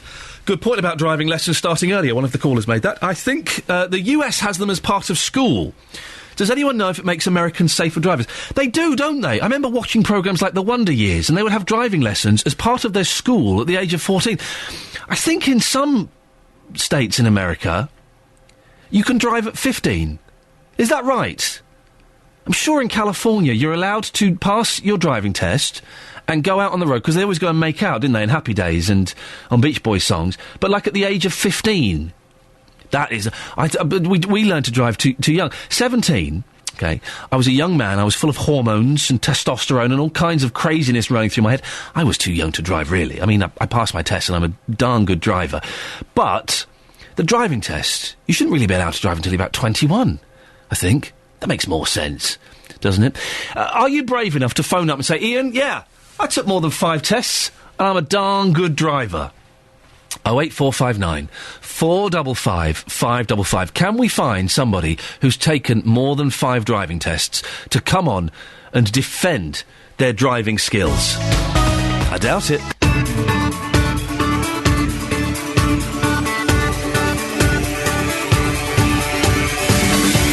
Morning, dear listener. This is Iain Lee, BBC Three Counties Radio. It's just gone 8 o'clock. Lots coming up in the next hour that I'm sure you'll want to have your say on. I'll give you the contact details in a few minutes. Let me just tell you what you're talking about. A BBC investigation has revealed concerns over how the Liverpool care pathway is being used in 3 counties' hospitals. I'll be speaking to the director of a hospice in Berkhamsted to see what she thinks about the findings. Should there be a limit on the number of driving tests that you should be able to do? Thousands of motorists in the 3 counties did 11 tests each. Some took 21. If you do more than 5, you're not good enough to drive. That's it. Simple. You stop. You get a bus. And Prince Harry is on his way back to the UK from Afghanistan after finishing his 20-week tour of duty there. He admitted he had killed insurgents. Do you think he's a good role model? You can go on the Facebook page, as some of you are now, and have a little argument. Facebook.com/BBC3CR. You can send us a text, 81333. Start your text 3CR, or you can give us a call, 08459 455 555. BBC Three Counties Radio. Now, hospitals in the 3 counties are being given incentives to encourage them to put more patients on the Liverpool care pathway. You're put on the pathway when there's no more treatment available, and instead it focuses on palliative care. A BBC investigation has found that one local hospital trust was paid more than £100,000 for boosting the number of terminally ill patients on the scheme. Some patients and their relatives didn't know they'd been put on it. Well, that's what happened to Denise Charlesworth-Smith. Her father, Phil Charlesworth, died last year after being put on the pathway. We didn't really know that he was on the pathway until October this year, when we backtracked to find out what was said in passing on the morning that he died, that he was on LCP. We thought it was a drug. So no one explained to you what LCP was? No, absolutely nothing at all. And if we had known about it, I wouldn't be talking to you today, because obviously I would have known what LCP was all about. It was the fact that nobody told us anything about it. But many people support the scheme as a humane way for people to end their lives. Well, the Hospice of St Francis in Berkhamsted has experts in the field who provide people to train local hospitals in the use of the LCP. The director, Dr Ros Taylor, is in the studio. Morning, Ros. Morning, Ian. What do you make of the criticism that's been levelled against the LCP? Well, I'm concerned that it's going to backfire good care of the dying. I think some of the stories we've heard are absolutely shocking, and they all boil down to poor communication between doctors, nurses and the families. So families haven't been informed that their loved one is in the last days of life and that the direction of care could or should change to focus on comfort rather than lots of tests and drugs that they don't need. And I think most of the cases we've seen are about poor communication and highlight a real need for more training. For those people who are perhaps a little bit afraid of what this is, Yes. can you describe exactly what the Liverpool Care Pathway is and how it works? Yes. The health service uses many pathways and tools. Pathways are simply checklists and protocols to remind doctors and nurses to do the right thing. So the Liverpool Care Pathway, big problem because it's called the LCP and people don't know what it is. If it was just called, as we are doing now in our hospice, Pathway for the Last Days of Life, then it's much more explicit. But what it is, it's a series of reminders to suggest that doctors and nurses must remember to speak to patients, must remember to have analgesia and other medications available, need to explore what's important to the patient and family in the last days of life, what special wishes need to be observed. So it doesn't tell you to do anything, to stop anything, to start anything. It is just a reminder. But it's, if, like all tools, if the training isn't in place, it can be used in the wrong way. So it's basically it's to make people comfortable in their last hours or their last days. Yes. Could that mean we've heard stories about having tubes taken out, Yeah. and just not carrying on treatment that could be intrusive and is not essential? Yes, but all of that needs discussion. So the family or the patient needs to know, we think that time is very short, that actually this drip may not be helping you, or this antibiotic is causing more side effects, not helping you. You definitely don't need to take your cholesterol-lowering drugs if you're on your last days of life.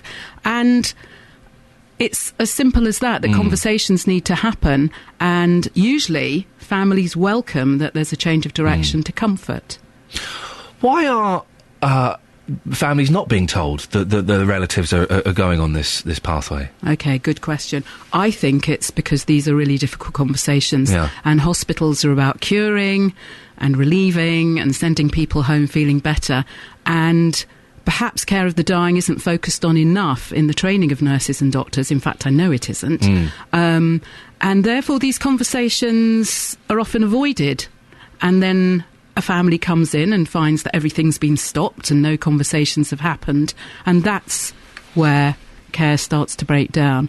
So we need to train more doctors and nurses in the skills of having difficult conversations. And you learn it on the job a bit, but you can also learn by mentoring and witnessing. And some doctors, my father-in-law's a doctor, he's a cardiologist, and some doctors have I was talking to a nurse about this the other day, have the worst people skills. Whereas nurses tend to be, and it's not always the case, I'm generalising slightly, but nurses tend to be a bit more caring and a bit more sensitive. The example I have is my wife is phobic of needles. She faints if she sees needles, and when we were having our children it was a nightmare, but we got through it. And the nurses were always very sensitive. You take your time, would you like a cup of tea? We'll get through this.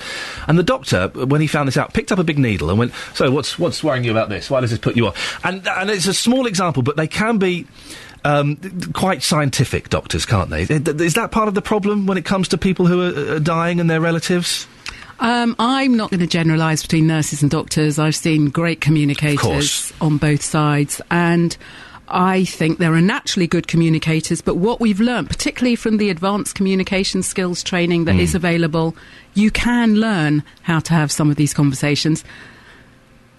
And I don't know, I think if you just sort of get in touch back with your humanity, and perhaps some of these junior doctors are just so busy that they forget that they've got mums and brothers and sisters, and how would they talk to them? So it's getting back in touch with how you'd normally speak to people.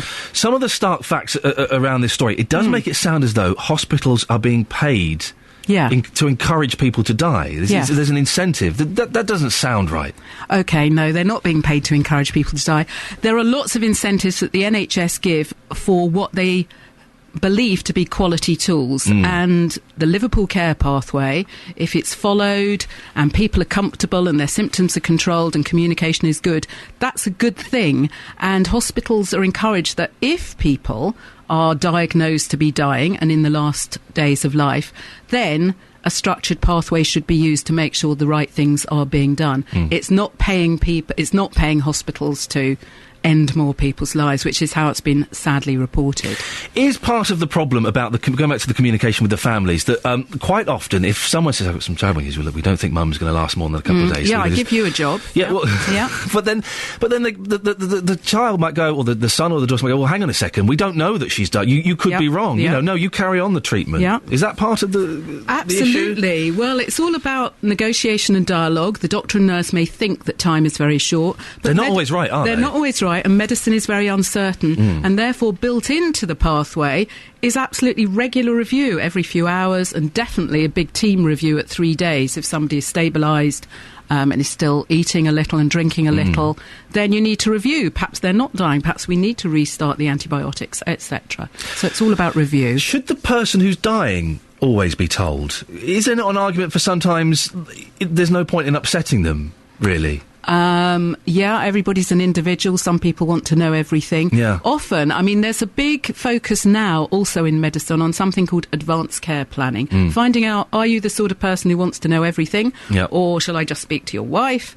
Most people want to know, and we're always really surprised and refreshed by how brave people are in facing the end of their life. Oh, I don't want to know. You don't want to know. I don't want to know. No, I don't want to know. And I'm happy to this. To me, the LCP, it sounds like if it's done properly with the respect for the families, it sounds like kind of great is the wrong word, but it sounds like an appropriate way to move things forward. Yeah.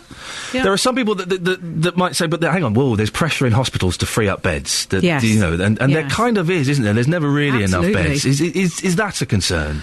That's a huge concern. Over 50% of us die in hospital, and it isn't a great place because they're busy places and nurses and doctors often don't have enough time. It's difficult for families to stay. So there needs to be conversations earlier on about if time is short and if you are going to die or when you're going to die, where would you like to be? Now, those choices can't always be met, but if you've had the conversation, you're much more likely to get home with the right support or to a hospice if there's a bed available. And there is a pressure on hospitals to do what they're best at, which is getting you better, perhaps not caring for you in your final days. Families, when they find out that a loved one is going to be put on this pathway, is there a sense of relief for them? I'm sure everyone's different, of course, but is there a sense of relief? How do they react? Well, a lot of people, especially if there's been a real battle to stay alive and lots of interventions and lots of hospital admissions, a lot of people are relieved and say, good, actually, maybe it is time to go and we can focus just on being with our loved one rather than watching lots more interventions. Yeah, again, every family is individual. Some people want to cling on to the last bit of life and are happy for more interventions and more chemotherapy. I think if you have conversations and you get to know your patients, and you can get to know people quite quickly, then you'll do the right thing. OK. Listen, thank you very much for coming in. It's fascinating. OK. Dr. Ros Taylor, thank you very much indeed, from the Hospice of St Francis in Berkhamsted. Right, now listen, David, we need to talk. The poison's working. Listen, how desperate are you for cash? I can lend you some. What is it? Well, I've got this nice little poison that I use in his soup. Managed to get rid of him for another day. Poor Jonathan Vernon-Smith, he's off. He's got a stomach problem. He's got the Argentinian, whatever. Yes, but so David, you're in. It's always a good listen when you come, and it's nice to see you. What have you got on the show this morning? Well, we do wish Jonathan better. He really hasn't got over this bug, so I'm in just for this morning, hopefully. Does Prince Harry make you proud of our royal family? Captain Wales is all over the news this morning in an interview marking the end of his tour in Afghanistan. Captain Wales sounds like a rubbish superhero. It's like Captain America, Captain Wales. Have you seen the clip of when he's given the interview, then he runs off halfway through because he's called to fly the helicopter? No, I've not seen that. That's fantastic. Grabs his gun and runs. I've seen the photos of him playing PlayStation. Is he not getting confused about the insurgents he's killed? He's playing Call of of Duty. Yeah, actually, there's a bit where he's showing off the joystick in the plane that they used to fire the missiles, and he says, look, any young men who've played PlayStation will recognise this. Anyway, are you proud of him? Sometimes he says you have to take a life to save a life. It's not long ago that he was in Las Vegas displaying the crown jewels, of course, and now here he is out in Afghanistan. He is a young man with a life of extraordinary privilege, but does he make you proud of our royal family, the work that he's been doing in Afghanistan? After 9 o'clock this morning. Lovely, David. Look forward to hearing from you. Thank you very much indeed. Across beds, hearts and bucks, this is Iain Lee on BBC Three Counties Radio. Now, this is fascinating. I love this story. BBC Three Counties Radio has discovered that nearly 2,500 people took more than 11 times to pass their driving tests here in the last 5 years. Our exclusive figures also reveal that at least 35 of them took more than 21 attempts. So, are these people idiots, or are driving tests just too hard these days? Well, we sent our reporter, Victoria Cook, to the David Bailey Driving School in High Wycombe to retake her test. She passed first time 12 years ago. Can she do it again? Victoria, we're going to go for a drive for about 40 minutes approximately. In that 40 minutes, we are going to do one manoeuvre and one independent drive. Okay. I will be pulling you up on the left several times, and I will explain what I want after that. Okay. Okay. At all times during the test, unless I tell you differently, follow the road ahead. So, i.e. at a roundabout, follow the road ahead. Nothing said, straight ahead. Nothing said, straight ahead. I remember that one. Okay. Yeah, that sounds So good. when you're ready, and it's safe to do so, can you pull away, go to the end of the road and turn right? You've missed one opportunity so far, that was all. Oh, really? Yeah, you're just protruding onto the, around about a smidge. Now I'm protruding even more. Mm-hmm. Yeah. That was horrible. And that's you with all that experience. I know. That's horrible. That was horrible. Like, I just felt like I couldn't get out of the roundabout at all. But at the same time, you feel pressured to do it by the people behind you moving. Isn't that strange? That little roll back there. Did I roll back? You've done it 3 times now. Oh my goodness. Yeah. So what you're doing, you're releasing the foot brake, releasing the handbrake, and rolling back, or releasing your foot brake before you've got biting point. Hence, you only roll back probably about, 4 or 5 inches. I didn't even notice it at all. But if the car behind you is coming up too close, you're just going to roll back into it. Test over now, Victoria. Right. Unfortunately, you've not passed. Oh, no.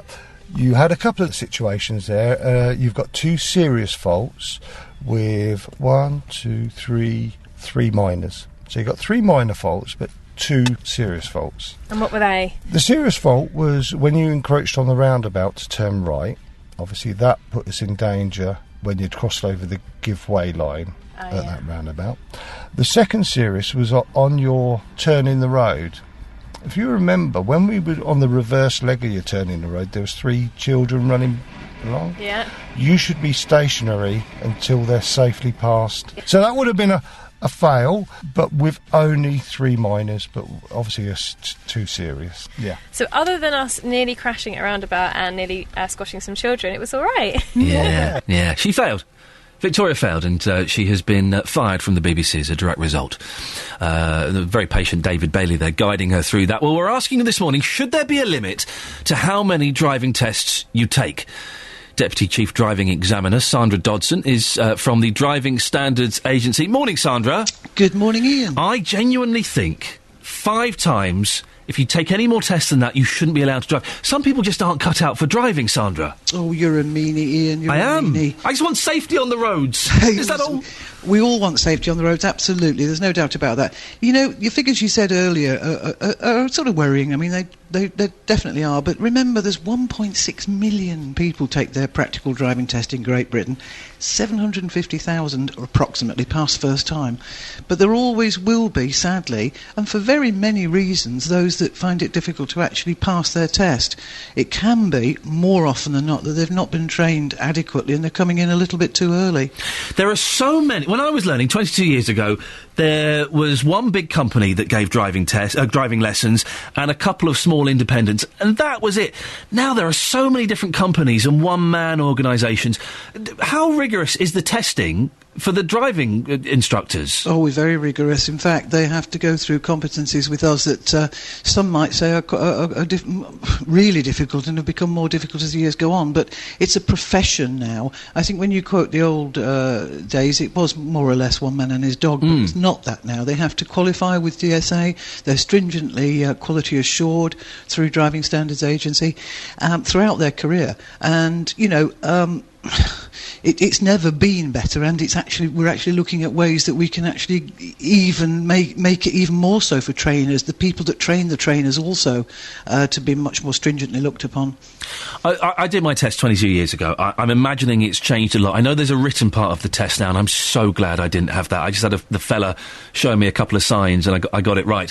What has changed in the last 20 years in driving tests? Well, you're right. I mean, obviously we've got the theory test, which is gives a much more indicative view of how you should be appreciating the road rules, and we've got the hazard perception test. And hazard perception, of course, is incredibly important. I mean, it's one thing to actually control a car, but the real art of driving is seeing what's going on and understanding what's going on around you. In 2010, we brought in the independent driving part, and that's been applauded by candidates and instructors alike, and that just allows 10 minutes or so where we actually stop giving instructions or directions, and we say, follow the road signs to Bedford or wherever. There are two different arguments about what age we learn to drive. Some people say we should learn earlier, like they do in America. You can start having driving lessons at 14, 15. And some people think, well, actually, maybe we're too young and we should wait until we're 20, 21. What's your view on that? It's difficult to have a view. There's two elements to driving. There is, like I said before, there's the control, and then there's the sort of cognitive approach, the attitude and your behaviour on the road and your awareness factor on the road. I think we've got it pitched about right. I mean, statistically, we're still one of the safest. Second safest country in the whole of the world. So I think we've got it pretty. Well, hang on. Who's the first safest? I think Sweden pippers usually. It would be, yeah, they do, don't they? Yeah. It would be Sweden. Sandra, £75 it can cost to take a test. Some of these people that we're talking about here are spending up to £1,500 to pass. Is it too expensive? It would be if you're taking that many, obviously. I mean, the art of this is to prepare well and be ready for your test. Don't come in too early. Don't try and wing it. It's not a wing it situation. As you said, safety's the important thing. Do people really wing it? They have a couple of lessons, go, I can do this, it'll be easy. People's situations and social situations differ enormously, and sometimes people haven't got professional tuition. Sometimes, to be honest, they haven't got the wherewithal to afford it. And it may be that they see taking the test time after time and time after time as a sort of almost a lottery, if you like, or I don't know. It's not the way to approach it, that's for sure. And would you be right would I be right in saying this, Sandra? Don't have driving lessons with mum or dad. It will only enter arguments and slamming of doors afterwards. I remember my sister learning with my dad, and I saw what happened, and they had such big arguments about it that I vowed I was never going to do it. I was going to get proper lessons from an instructor. Well, you've hit the nail on the head. Proper lessons for an instructor. However, we would recommend that if anybody has the facility to take private practice with, say, a mum and dad or a responsible adult, that practice on the road is valuable. So wait till you've had your lessons, wait till you're safe, and then go out with mum and dad if you can. Sandra, thank you very much indeed. Sandra Dodson from the Driving Standards Agency. I remember my sister coming home in tears once after a driving lesson with my dad, in tears, and she ran upstairs sobbing, and my dad came in and slammed the door, and he was effing and jeffing, and Mum said, what happened? Oh, there, Malcolm, what went wrong? Oh, she saw a flipping dog getting run over, and she started crying like a flipping baby. He didn't say flipping. He was a little bit stronger than that, and they never had a driving lesson together since. Chris is in South Mims. Morning, Chris. Hello, mate. What can I do for you? Well, I've been listening to you this morning, and you've been going on about how good a driver you are. I'm excellent. Oh, you're excellent, are you? Yeah, I am, yeah. Now, let me ask you a few questions. Please now, when you're driving along, do you adjust your car radio, put a CD in? No. I bet you do. No, I don't. No, I don't. Got you there. I choose my entertainment before I leave. OK, then. Do you talk to your passengers? I'll take it you've got kids and you tell them off when they start mucking about in the back of the car. They don't muck about in the back of the car. They've been brought up well. Oh, come on. They've been brought up well, Chris. They don't muck about. Get out of here. You're as good as what everybody else is. You lack concentration on the road. I beg your pardon? Oh, you lack concentration on the road like the rest of us. You go down the road and you start criticising other people for their driving. Don't judge me by your low standards, Chris in South Mims. Listen, mate, I've been driving lorries for 40-odd years and I've seen it all, including people like you. Yeah, you lorry drivers, Chris, you lot are the worst. Why are you trying to have little races? Everybody is the same. They've all got bad habits, whether you like it or not, me included. Why? What are your bad habits, Chris? I cross my hands when I turn corners on the steering wheel. I use one hand because I've got powered steering. I look in my mirrors for a start. Too much. Well, that's bad habit. What are you looking at in the mirrors? Yourself? No, for idiots like you coming up behind me and trying to cut in front of me. Chris, whereabouts are you driving today? I'm going into London today, in the centre of London. I'm going to go north in that case. Chris, thank you very much. You're a good sport. Chris in South Mims. How cheeky of him. What a naughty man. No, I choose my entertainment before I set off. Put the iPod on shuffle generally, see what pops up, or select an album. And if the kids are being really naughty, I'll pull over and give them what for. Don't hit them, that'll be inappropriate. Thank you, Chris. Finally, tennis, and Maria Sharapova's through to the semi-finals of the Australian Open in Melbourne. The world number 2 beat fellow Russian Ekaterina Makarov 6-2, 6-2, and now plays China's Li Na, who was also a straight sets winner over Poland's Agnieszka Radwanska. And that's your latest news and sport. Stop it. What? News and sport. More from me at 9. Breathing down my neck. I thought, listen, you can't, that is not harassment. You can't, if that's what you're accusing me of, you be very careful, young lady. I'll show you harassment. No, I won't. That's, oh, for goodness sake. Tell it to the judge. Yeah. On FM, AM and online. BBC Three Counties Radio. Just to clarify, I won't be showing anybody harassment. That's not, don't. Oh, no. Prince Harry is on his way back to the UK from Afghanistan after finishing his 20-week tour of duty there as a gunner and co-pilot of an Apache helicopter. He's admitted he killed insurgents. Do you think he's a good role model? And residents in Luton want an open space near the M1 to be designated as a village green. The councils want to build houses, and the residents are furious. Well, obscure Kinks album correspondent Justin Dealey has spent the morning with them. We'll hear what they've been saying in about 20 minutes. Across beds, hearts and bucks, this is Iain Lee on BBC Three Counties Radio. Oh, Phil has an interesting text. I remember seeing this on the TV, Phil, and was disappointed I never got to experience it. At school, they're talking about driving lessons and driving education. At school in the 70s, we did traffic education, which involved driving an old Ford Escort or a Bond Bug or a motorcycle around the playground. This was Vine School in Basingstoke. Yeah, I remember seeing that on TV and thinking, woof, I'll have a bit of that. And then we never got that. We never had any of that.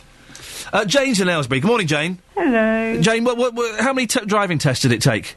2. Well, good. You are allowed to drive on these roads then. Yeah. Do you agree with me? More than 5 tests, you shouldn't be allowed to drive. Well, let's put it this way: if you can't pick it up after five tests, then there's something in your brain that's not clinically able to keep track of what you're supposed to do. Exactly, because some people just aren't. They're just not predisposed to learning how to drive. It's not for everyone. It's not a judgment. Don't be ashamed of it. No, I've got a couple of aunts that have tried to learn to drive, and they've given up because they said, I just can't concentrate long enough to do the stuff that you're supposed to do on your test. Were you nervous when you did your test? Oh yeah. Yeah. Oh yeah. But if you can't cope, did you dress up? We talked about this earlier on. Did you dress up provocatively, Jane, to maybe influence the driving the examiner? No. You didn't do that? No. Okay. Well, I guess we ran the other way. Well, steady on. Don't be so harsh on yourself. I'm sure you're a fine-looking woman. Well, Jane, stay there, because Steve, you think drivers should be allowed to take as many tests as they want? Yeah, of course they should. Why? Well, because the thing is that there are 2 ways of looking at this. You talked about the Americans, okay, and that they can start to learn at 14. Let's use the example that the Americans, 97%, I believe, of their cars are automatics. So that actually takes the difficulty of hand-eye coordination out of actually changing gear. Okay, so that's the biggest part of the problem. Yeah. And a lot of cars over here are starting to become automatic. So you've got people who are taking tests just for an automatic vehicle. Yeah. That will help the situation. And, you know, my dad, believe it or not, passed his test after I passed mine because he could not handle the gears. Right. So, but then he did it in automatic? So he did it in automatic. Well, listen, That's what he's driven ever since. The only problem with that is if you're learning an automatic, if you have to drive a manual car for whatever reason, you find it really difficult because my boyfriend has got an automatic and he had to drive mine and mine's a manual. Well, he was crashing anyway. the gears. He's got an automatic licence. You're not allowed to. If you've passed in an automatic, you can only drive automatics, I think, Jane. He had to do it in an emergency, though. What emergency? Well, I've had stomach surgery. Oh, yeah. And he had to take over because I couldn't do it anymore because I was in too much pain. So what? You were driving to the hospital? No. What, so this is afterwards. All right. So what? He was just going to Tesco's and stuff for you? No. What was he doing, Jane? He was breaking the law because of your stomach surgery. Where was he driving? From Aylesbury to Wickham. How often? Oh, only once. What? Why? Only the once. Okay. Because I've said that I can't. This driving is too much. Steve, listen to this. Someone as Earthquake 3 has tweeted. Okay, if you fail one driving test, you could be nervous. 2, bad luck. But 3 fails, then it's taxis and buses for 5 years, then you try again. No. What is the matter with people? Has anyone got any tolerance? I mean, the fact is that these statistics are so tiny, the amount of people that are failing that amount of times. Does it really matter? It doesn't. You see, what needs to happen, is quite simple. It's to get all these idiot lorry drivers off the road who decide to go past each other on a dual carriageway 1 mile an hour faster than the one on the inside lane so that you can just get ahead of him. We need to stop the idiot lorry drivers. I'm not saying it's all of them, because it isn't, who are on a mobile phone while driving. You know, these are the people that are supposed to be the experts. Sorry, Jane, they should be what? They should be kicked up the butt anyway. I agree with you. Yeah, and the other thing is, Jane, your boyfriend's driven illegally. I'll kick him up the butt. See, I'm fighting for this, okay, to get legislation that youngsters under the age of 21 who pass their test can drive nothing bigger than a 1 litre vehicle. Exactly, I totally agree. I'm with you on that. These zooped-up Golf GTIs rubbish that is probably not really that roadworthy. They should not be allowed on the road anything over 1 litre until they're 21, until they've proven that they can drive without having accidents in super-fast cars. Steve? Yes? How many driving tests did you take? 1. Good for you. You see, you're a good driver. You'd be allowed... I am a safe driver. Yeah. I drive a big old Volvo XC60 now, a 4-wheel drive, because I'm safe. My 2 sons who've passed their test both drive 1 litre vehicles because they feel safe. OK, they're brand new, but they've got all the safety features, and believe it or not, their insurance came down from driving my wife's old Corsa. My son had a 1.2 litre Corsa. It dropped by £300 almost overnight by him getting a brand new car, and because it's got all the safety features. And that's what legislation should be. And these MPs need to get off their arse. And Mr. Selou, sorry, Stephen, use the language. Stephen, Mr. Selou, if you're listening, get this over the line. OK, Stephen, there's a Category C. I have to apologise, as always. I know you don't mind at all, dear listener, but I have to, just in case. Category C there. Stephen, naughty, slap wrists. And Jane, you as well. Go and both wash your mouth out with soap, you potty-mouthed people. Jane in Aylesbury and Stephen, Heath and Rich. Thank you very much indeed. Now, moving on, with local councils becoming ever more desperate for land to use for housing, some are resorting to building on open spaces. Residents in Luton are currently trying to register some land by the M1 as a village green, which would give it more protection.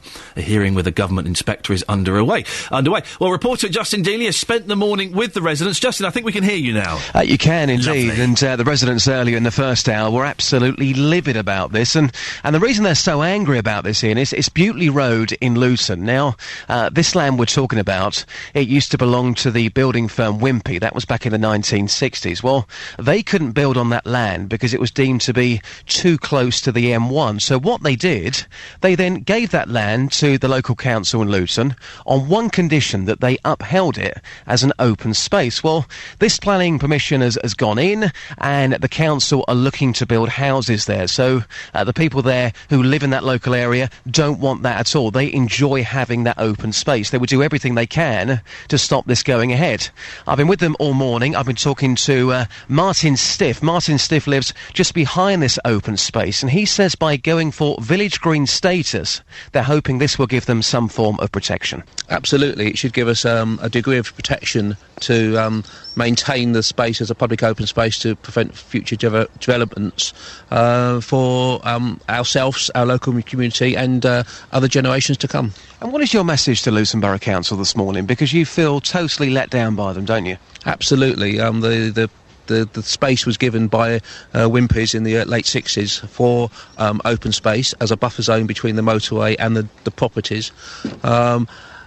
And they've now receded on that and now given it to a developer now to build 54 properties. I was going to speak to Karen as well here. Karen, you've lived here since 1988. You've got 3 young children. I'm sure many happy memories of them playing in that field there. Oh, yeah. They have grown up now, but yeah, it's brilliant over there. And just try and describe, if you can, your frustration. You're talking to me this morning opposite this open space. In a year's time, potentially, there could be new homes there. Just try and describe your frustration. I think it's I can't describe it. It's disgusting. You're going to put houses on there, there'll be less space for anybody. You need open space for your mental and physical well-being, and they're just taking it away. Just taking it. I can't believe that they can be allowed to do this. And you'll fight, do everything you can to stop this from going ahead. Too right. You're not going to just sit there and let it happen. No, I'll be on their tree, hugging a tree, if you like, if that's what you want to call it, but I'm not going to let them build on that land. You're that passionate about it. What's your name, young man? Matthew. How old are you, Matthew? 9. Just describe to us what it's like to play there behind your house in those open fields. It is very fun playing with my friends and family, like playing football and all that, and playing on my bike. And how would it make you feel if you woke up one morning and it wasn't there and you saw lots of homes instead? I'd feel very depressed and I just wouldn't go out. Sort of views there finally of Martin, who's 9 years old. It's all very well hearing from the adults there. They're angry about this, but Martin, who's 9 years old, says that he feels depressed. And yes, you could say Luton needs more housing. We all know that. We're talking about 54 properties, but these people are saying, look, we feel the council has lied to us. This agreement was in place back in the 1960s from Wimpey, saying, there you go, council, you can have that land, but you can't build in it. They feel they've gone back on that, and they feel very let down by the local council. Justin, I'm trying to picture this piece of land. I don't know exactly where it is. Can you describe it? It doesn't look like a traditional village green, does it? No, absolutely not. But of course, they're going for that because they feel that will offer them more protection. It's basically, to try and sum this up for you, it's a normal row of houses, and behind those homes, you've got an area of grass, probably the size of about 3 football pitches, I would say. So those people can walk out of their back gardens and they can go into that field. So a lot of the parents in particular there, you heard from one who had 3 children, had a great childhood there, because they can look out of their homes and see their children playing in those open fields. They feel it's safe, they feel it's good for their children as well.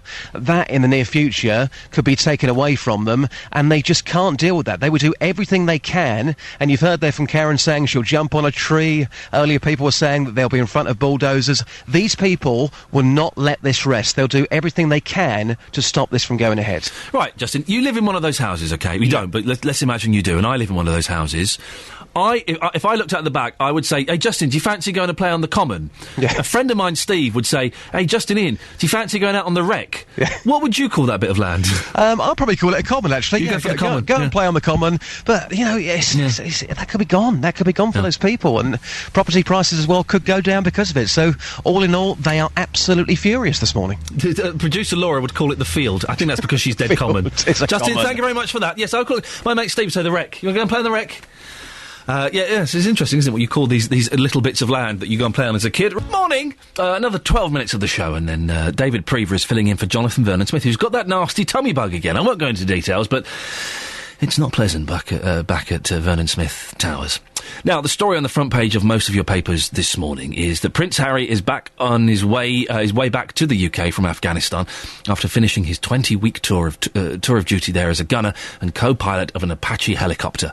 The Prince gave media interviews whilst at Camp Bastion, which can only be broadcast now. During an interview, Harry admitted that he had killed insurgents. Take a life to save a life. That's what we sort of revolve around, I suppose. If there's people trying to do bad stuff to our guys, then, you know, we'll take them out of the game, I suppose. It's not the reason I decided to do this job. The reason I did this job was to get back out here and carry on with a job. We can talk now to Robert Johnson, who's an award-winning royal journalist and author of the book Harry's War. Morning, Robert. Good morning. Well, what's your take on this interview? What did you make of it? Well, I think it was a very candid interview. I think he spoke about a whole wide range of issues. He sounded to me that he didn't particularly want to be given the interview, and in some respects I feel that he didn't need to give so much away. I think talking about killing the Taliban, you know, we all know why he was there. We all know what the Apache helicopter does. I think to start saying you've done it will leave you open to being a terrorist target even more than perhaps you already are. So I don't necessarily think that was the wisest thing. But I found it quite interesting and revealing in what he had to say about his brother, about the media and other areas. If he didn't want to do it, why would he have done it? Would it have been pressure from the military, from his family? Why would he have done an interview like that? Well, I think there would have been a deal of some sort, because obviously the media have not been giving him any exposure whilst he's been out there, right, which is fair enough.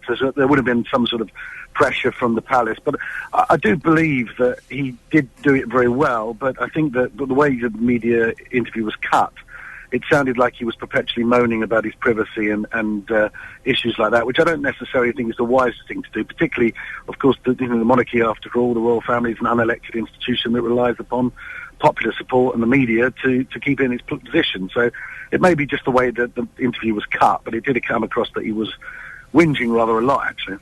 What has he done for the image of the royal family, do you think? Well, I think he's a very positive role model for the royal family, because he is somebody that gets on and does a job that he's paid to do, and I think that that's important, that if he's a serviceman in the military, that he's actually seen to be doing it. He's quite a poster boy for the military too, because, I mean, he's very, very popular amongst his peers, and I think he deserves their respect for that. But I think on the other side, it must be difficult for him to compartmentalise his life the way he has to. One minute it's a soldier, the next minute it's a prince. But I suppose the most important thing for him to remember is when he comes back, he can do an awful lot of good in his position as a prince for those injured servicemen and women that have served on the front line like himself. Harry said that life in the army was, quote, as normal as it's going to get, unquote. Do you think that's the real reason he's out there, to try and get some sort of normality in what must be a pretty crazy life, I guess? Well, I wouldn't think it's particularly normal for the rest of us. I mean, service and in Afghanistan is a very testing experience, I think, for the best of us. And, he's done a great job to be out there. But normal, he's always craved that degree of normality ever since he was a little boy, but he's always wanted to be a soldier too, so it's probably as normal as he's going to get. Being a prince, I think, in the spotlight all the time is difficult, and he obviously, from the words that he expressed, finds it difficult to be in that public spotlight. I think everyone would, and he quite likes just sharing everyday life with guys in the military, and I think he clearly enjoys it. Is it appropriate for him to be in the army? There is always an argument, isn't there, that by being there, he's putting his life and the lives of those around him in danger, because, wow, what a hit for the Taliban that would be if they got him. Well, of course, he would be a huge target for them, but the reality is the military and the royal family are intrinsically linked and always have been, really. I mean, King George VI, when he was Duke of York, served at the Battle of Jutland. The Duke of Edinburgh was mentioned in dispatches during World War II and served with distinction, as did Prince Andrew. So I think you've got to remember that it's part and parcel of being a member of the royal family, and they always have done. And I don't really think there's a problem with him serving. I think the only problem would be is if he had all that expensive training and did not commit himself to frontline duty. And what's next for him, Robert? What happens now? Well, clearly, I think his time in Afghanistan is done. I don't believe that he will return, and I'm sure that Prince Charles, among many, will breathe a sigh of relief about that. I think he will throw himself into royal duties as well and his charity work. He will continue to serve in the military. I think he's got a plan to go on an expedition with injured service personnel to the South Pole, which I think will be a money-raising event, which will be well publicised. But I think really he's got to probably focus on being a prince, and that will not necessarily sit that comfortably with him long term. Robert, thank you very much indeed. Robert Jobson, author of the book Harry's War. Well, from 9 o'clock this morning, David Prever is in from Jonathan Vernon-Smith, and he's asking, does Prince Harry make you proud of our royal family? You can start calling now if you want. 08459 455 555. Bernie in Bedfordshire. Good morning, Bernie. Good morning. Are you a fan of Prince Harry? I think he is gorgeous. Oh, come on. Come and put his feet under my bed any night. Oh, for goodness sakes, Bernie, a bit of respect. Why? He's lovely. What's so lovely about him, Bernie? He is just a normal person. He might have royal status, but he's just normal. In what way is he normal? He goes out and gets drunk like everybody else. Like you? No, unfortunately, No. I don't drink. I'm too old. No. But still, I bet No, he's just a normal, fun-loving person. Yeah, with millions of pounds. Yeah, but money isn't everything, is it? No. I'm just a poor little old pensioner. Did you get excited, Bernie, when you saw the pictures of him naked? I haven't seen them. Oh, Am I sad? You saw everything, Bernie. You saw Prince Harry and the little Prince Harry. What paper was it? It was. Oh, Bernie. I'll try and get a copy. Bernie, let's move on to something a little bit cleaner. I don't want to sour the tone before David Prever takes over. He'll do that himself. No. That's a joke. Yeah. That's a joke. Driving. Can you drive, Bernie? Yeah. How many tests did you take? I took 3 tests. 3 tests. Yes. 2 were cancelled because of adverse weather. Right, okay. And I passed on my 3rd. Well, that's fair enough. In my utopia, you can drive. No, I don't drive now. Oh. I am disabled, and I feel after what I had, my reactions aren't fast enough. So I don't drive. Can I ask what you had? What the problem was? I had a massive brain hemorrhage followed by a stroke. And do you feel? Do you feel that there's kind of a little delay in what you think and what your body does? Yes. Yeah, interesting. And that is why I gave it up. Good for you. Well done. Yes, you probably made a sensible decision. Other people's lives are as precious as my life, so I don't want to jeopardise it. But as for that Stephen... Yes, he called in earlier, yes. To get lorry drivers off the road, does the man stop and think that without lorry drivers... I've got 2 sons that are lorry drivers. Without lorry drivers, we won't get food, we won't get heating, we won't get anything. Everything comes by lorries. And I don't think he was saying get rid of lorry drivers. I think he was just saying that a lot of them... take them off the road. Well, a lot of them are rubbish, though, aren't they, Bernie? A lot of them. They try and race each other, and, they're awful. On their mobile phones? No, naughty. No. Naughty. No, it is illegal for them, the same as it is for us, to use a mobile phone. If they're caught using a mobile phone by their company, they get the sack. Good. And that's the way it should be, isn't it? Also, Ian, most of these lorry drivers that are racing, I mean, one nearly ran my youngest son off the road. He was asleep at the wheel. Your son was asleep at the wheel? No. The lorry driver? Yeah, the foreign lorry driver. Oh. My son nearly got killed through him because he ran him into the side of the motorway. No, that's no... But, Bernie, that's no good at all. I'm finishing just because I want to squeeze April in Luton. Morning, April. Good morning. We've got about 50 seconds. What can I do for you? Not often I agree with you, but yes, in this case I would. If you take more than 5 times to pass your test, then you shouldn't be on the road. Not often you agree with me. I speak common sense every single day on this station. That is a matter of conjecture. But okay, we agree on this one. This is nice. We're hands across the water. More than 5 tests, you shouldn't be allowed on the road.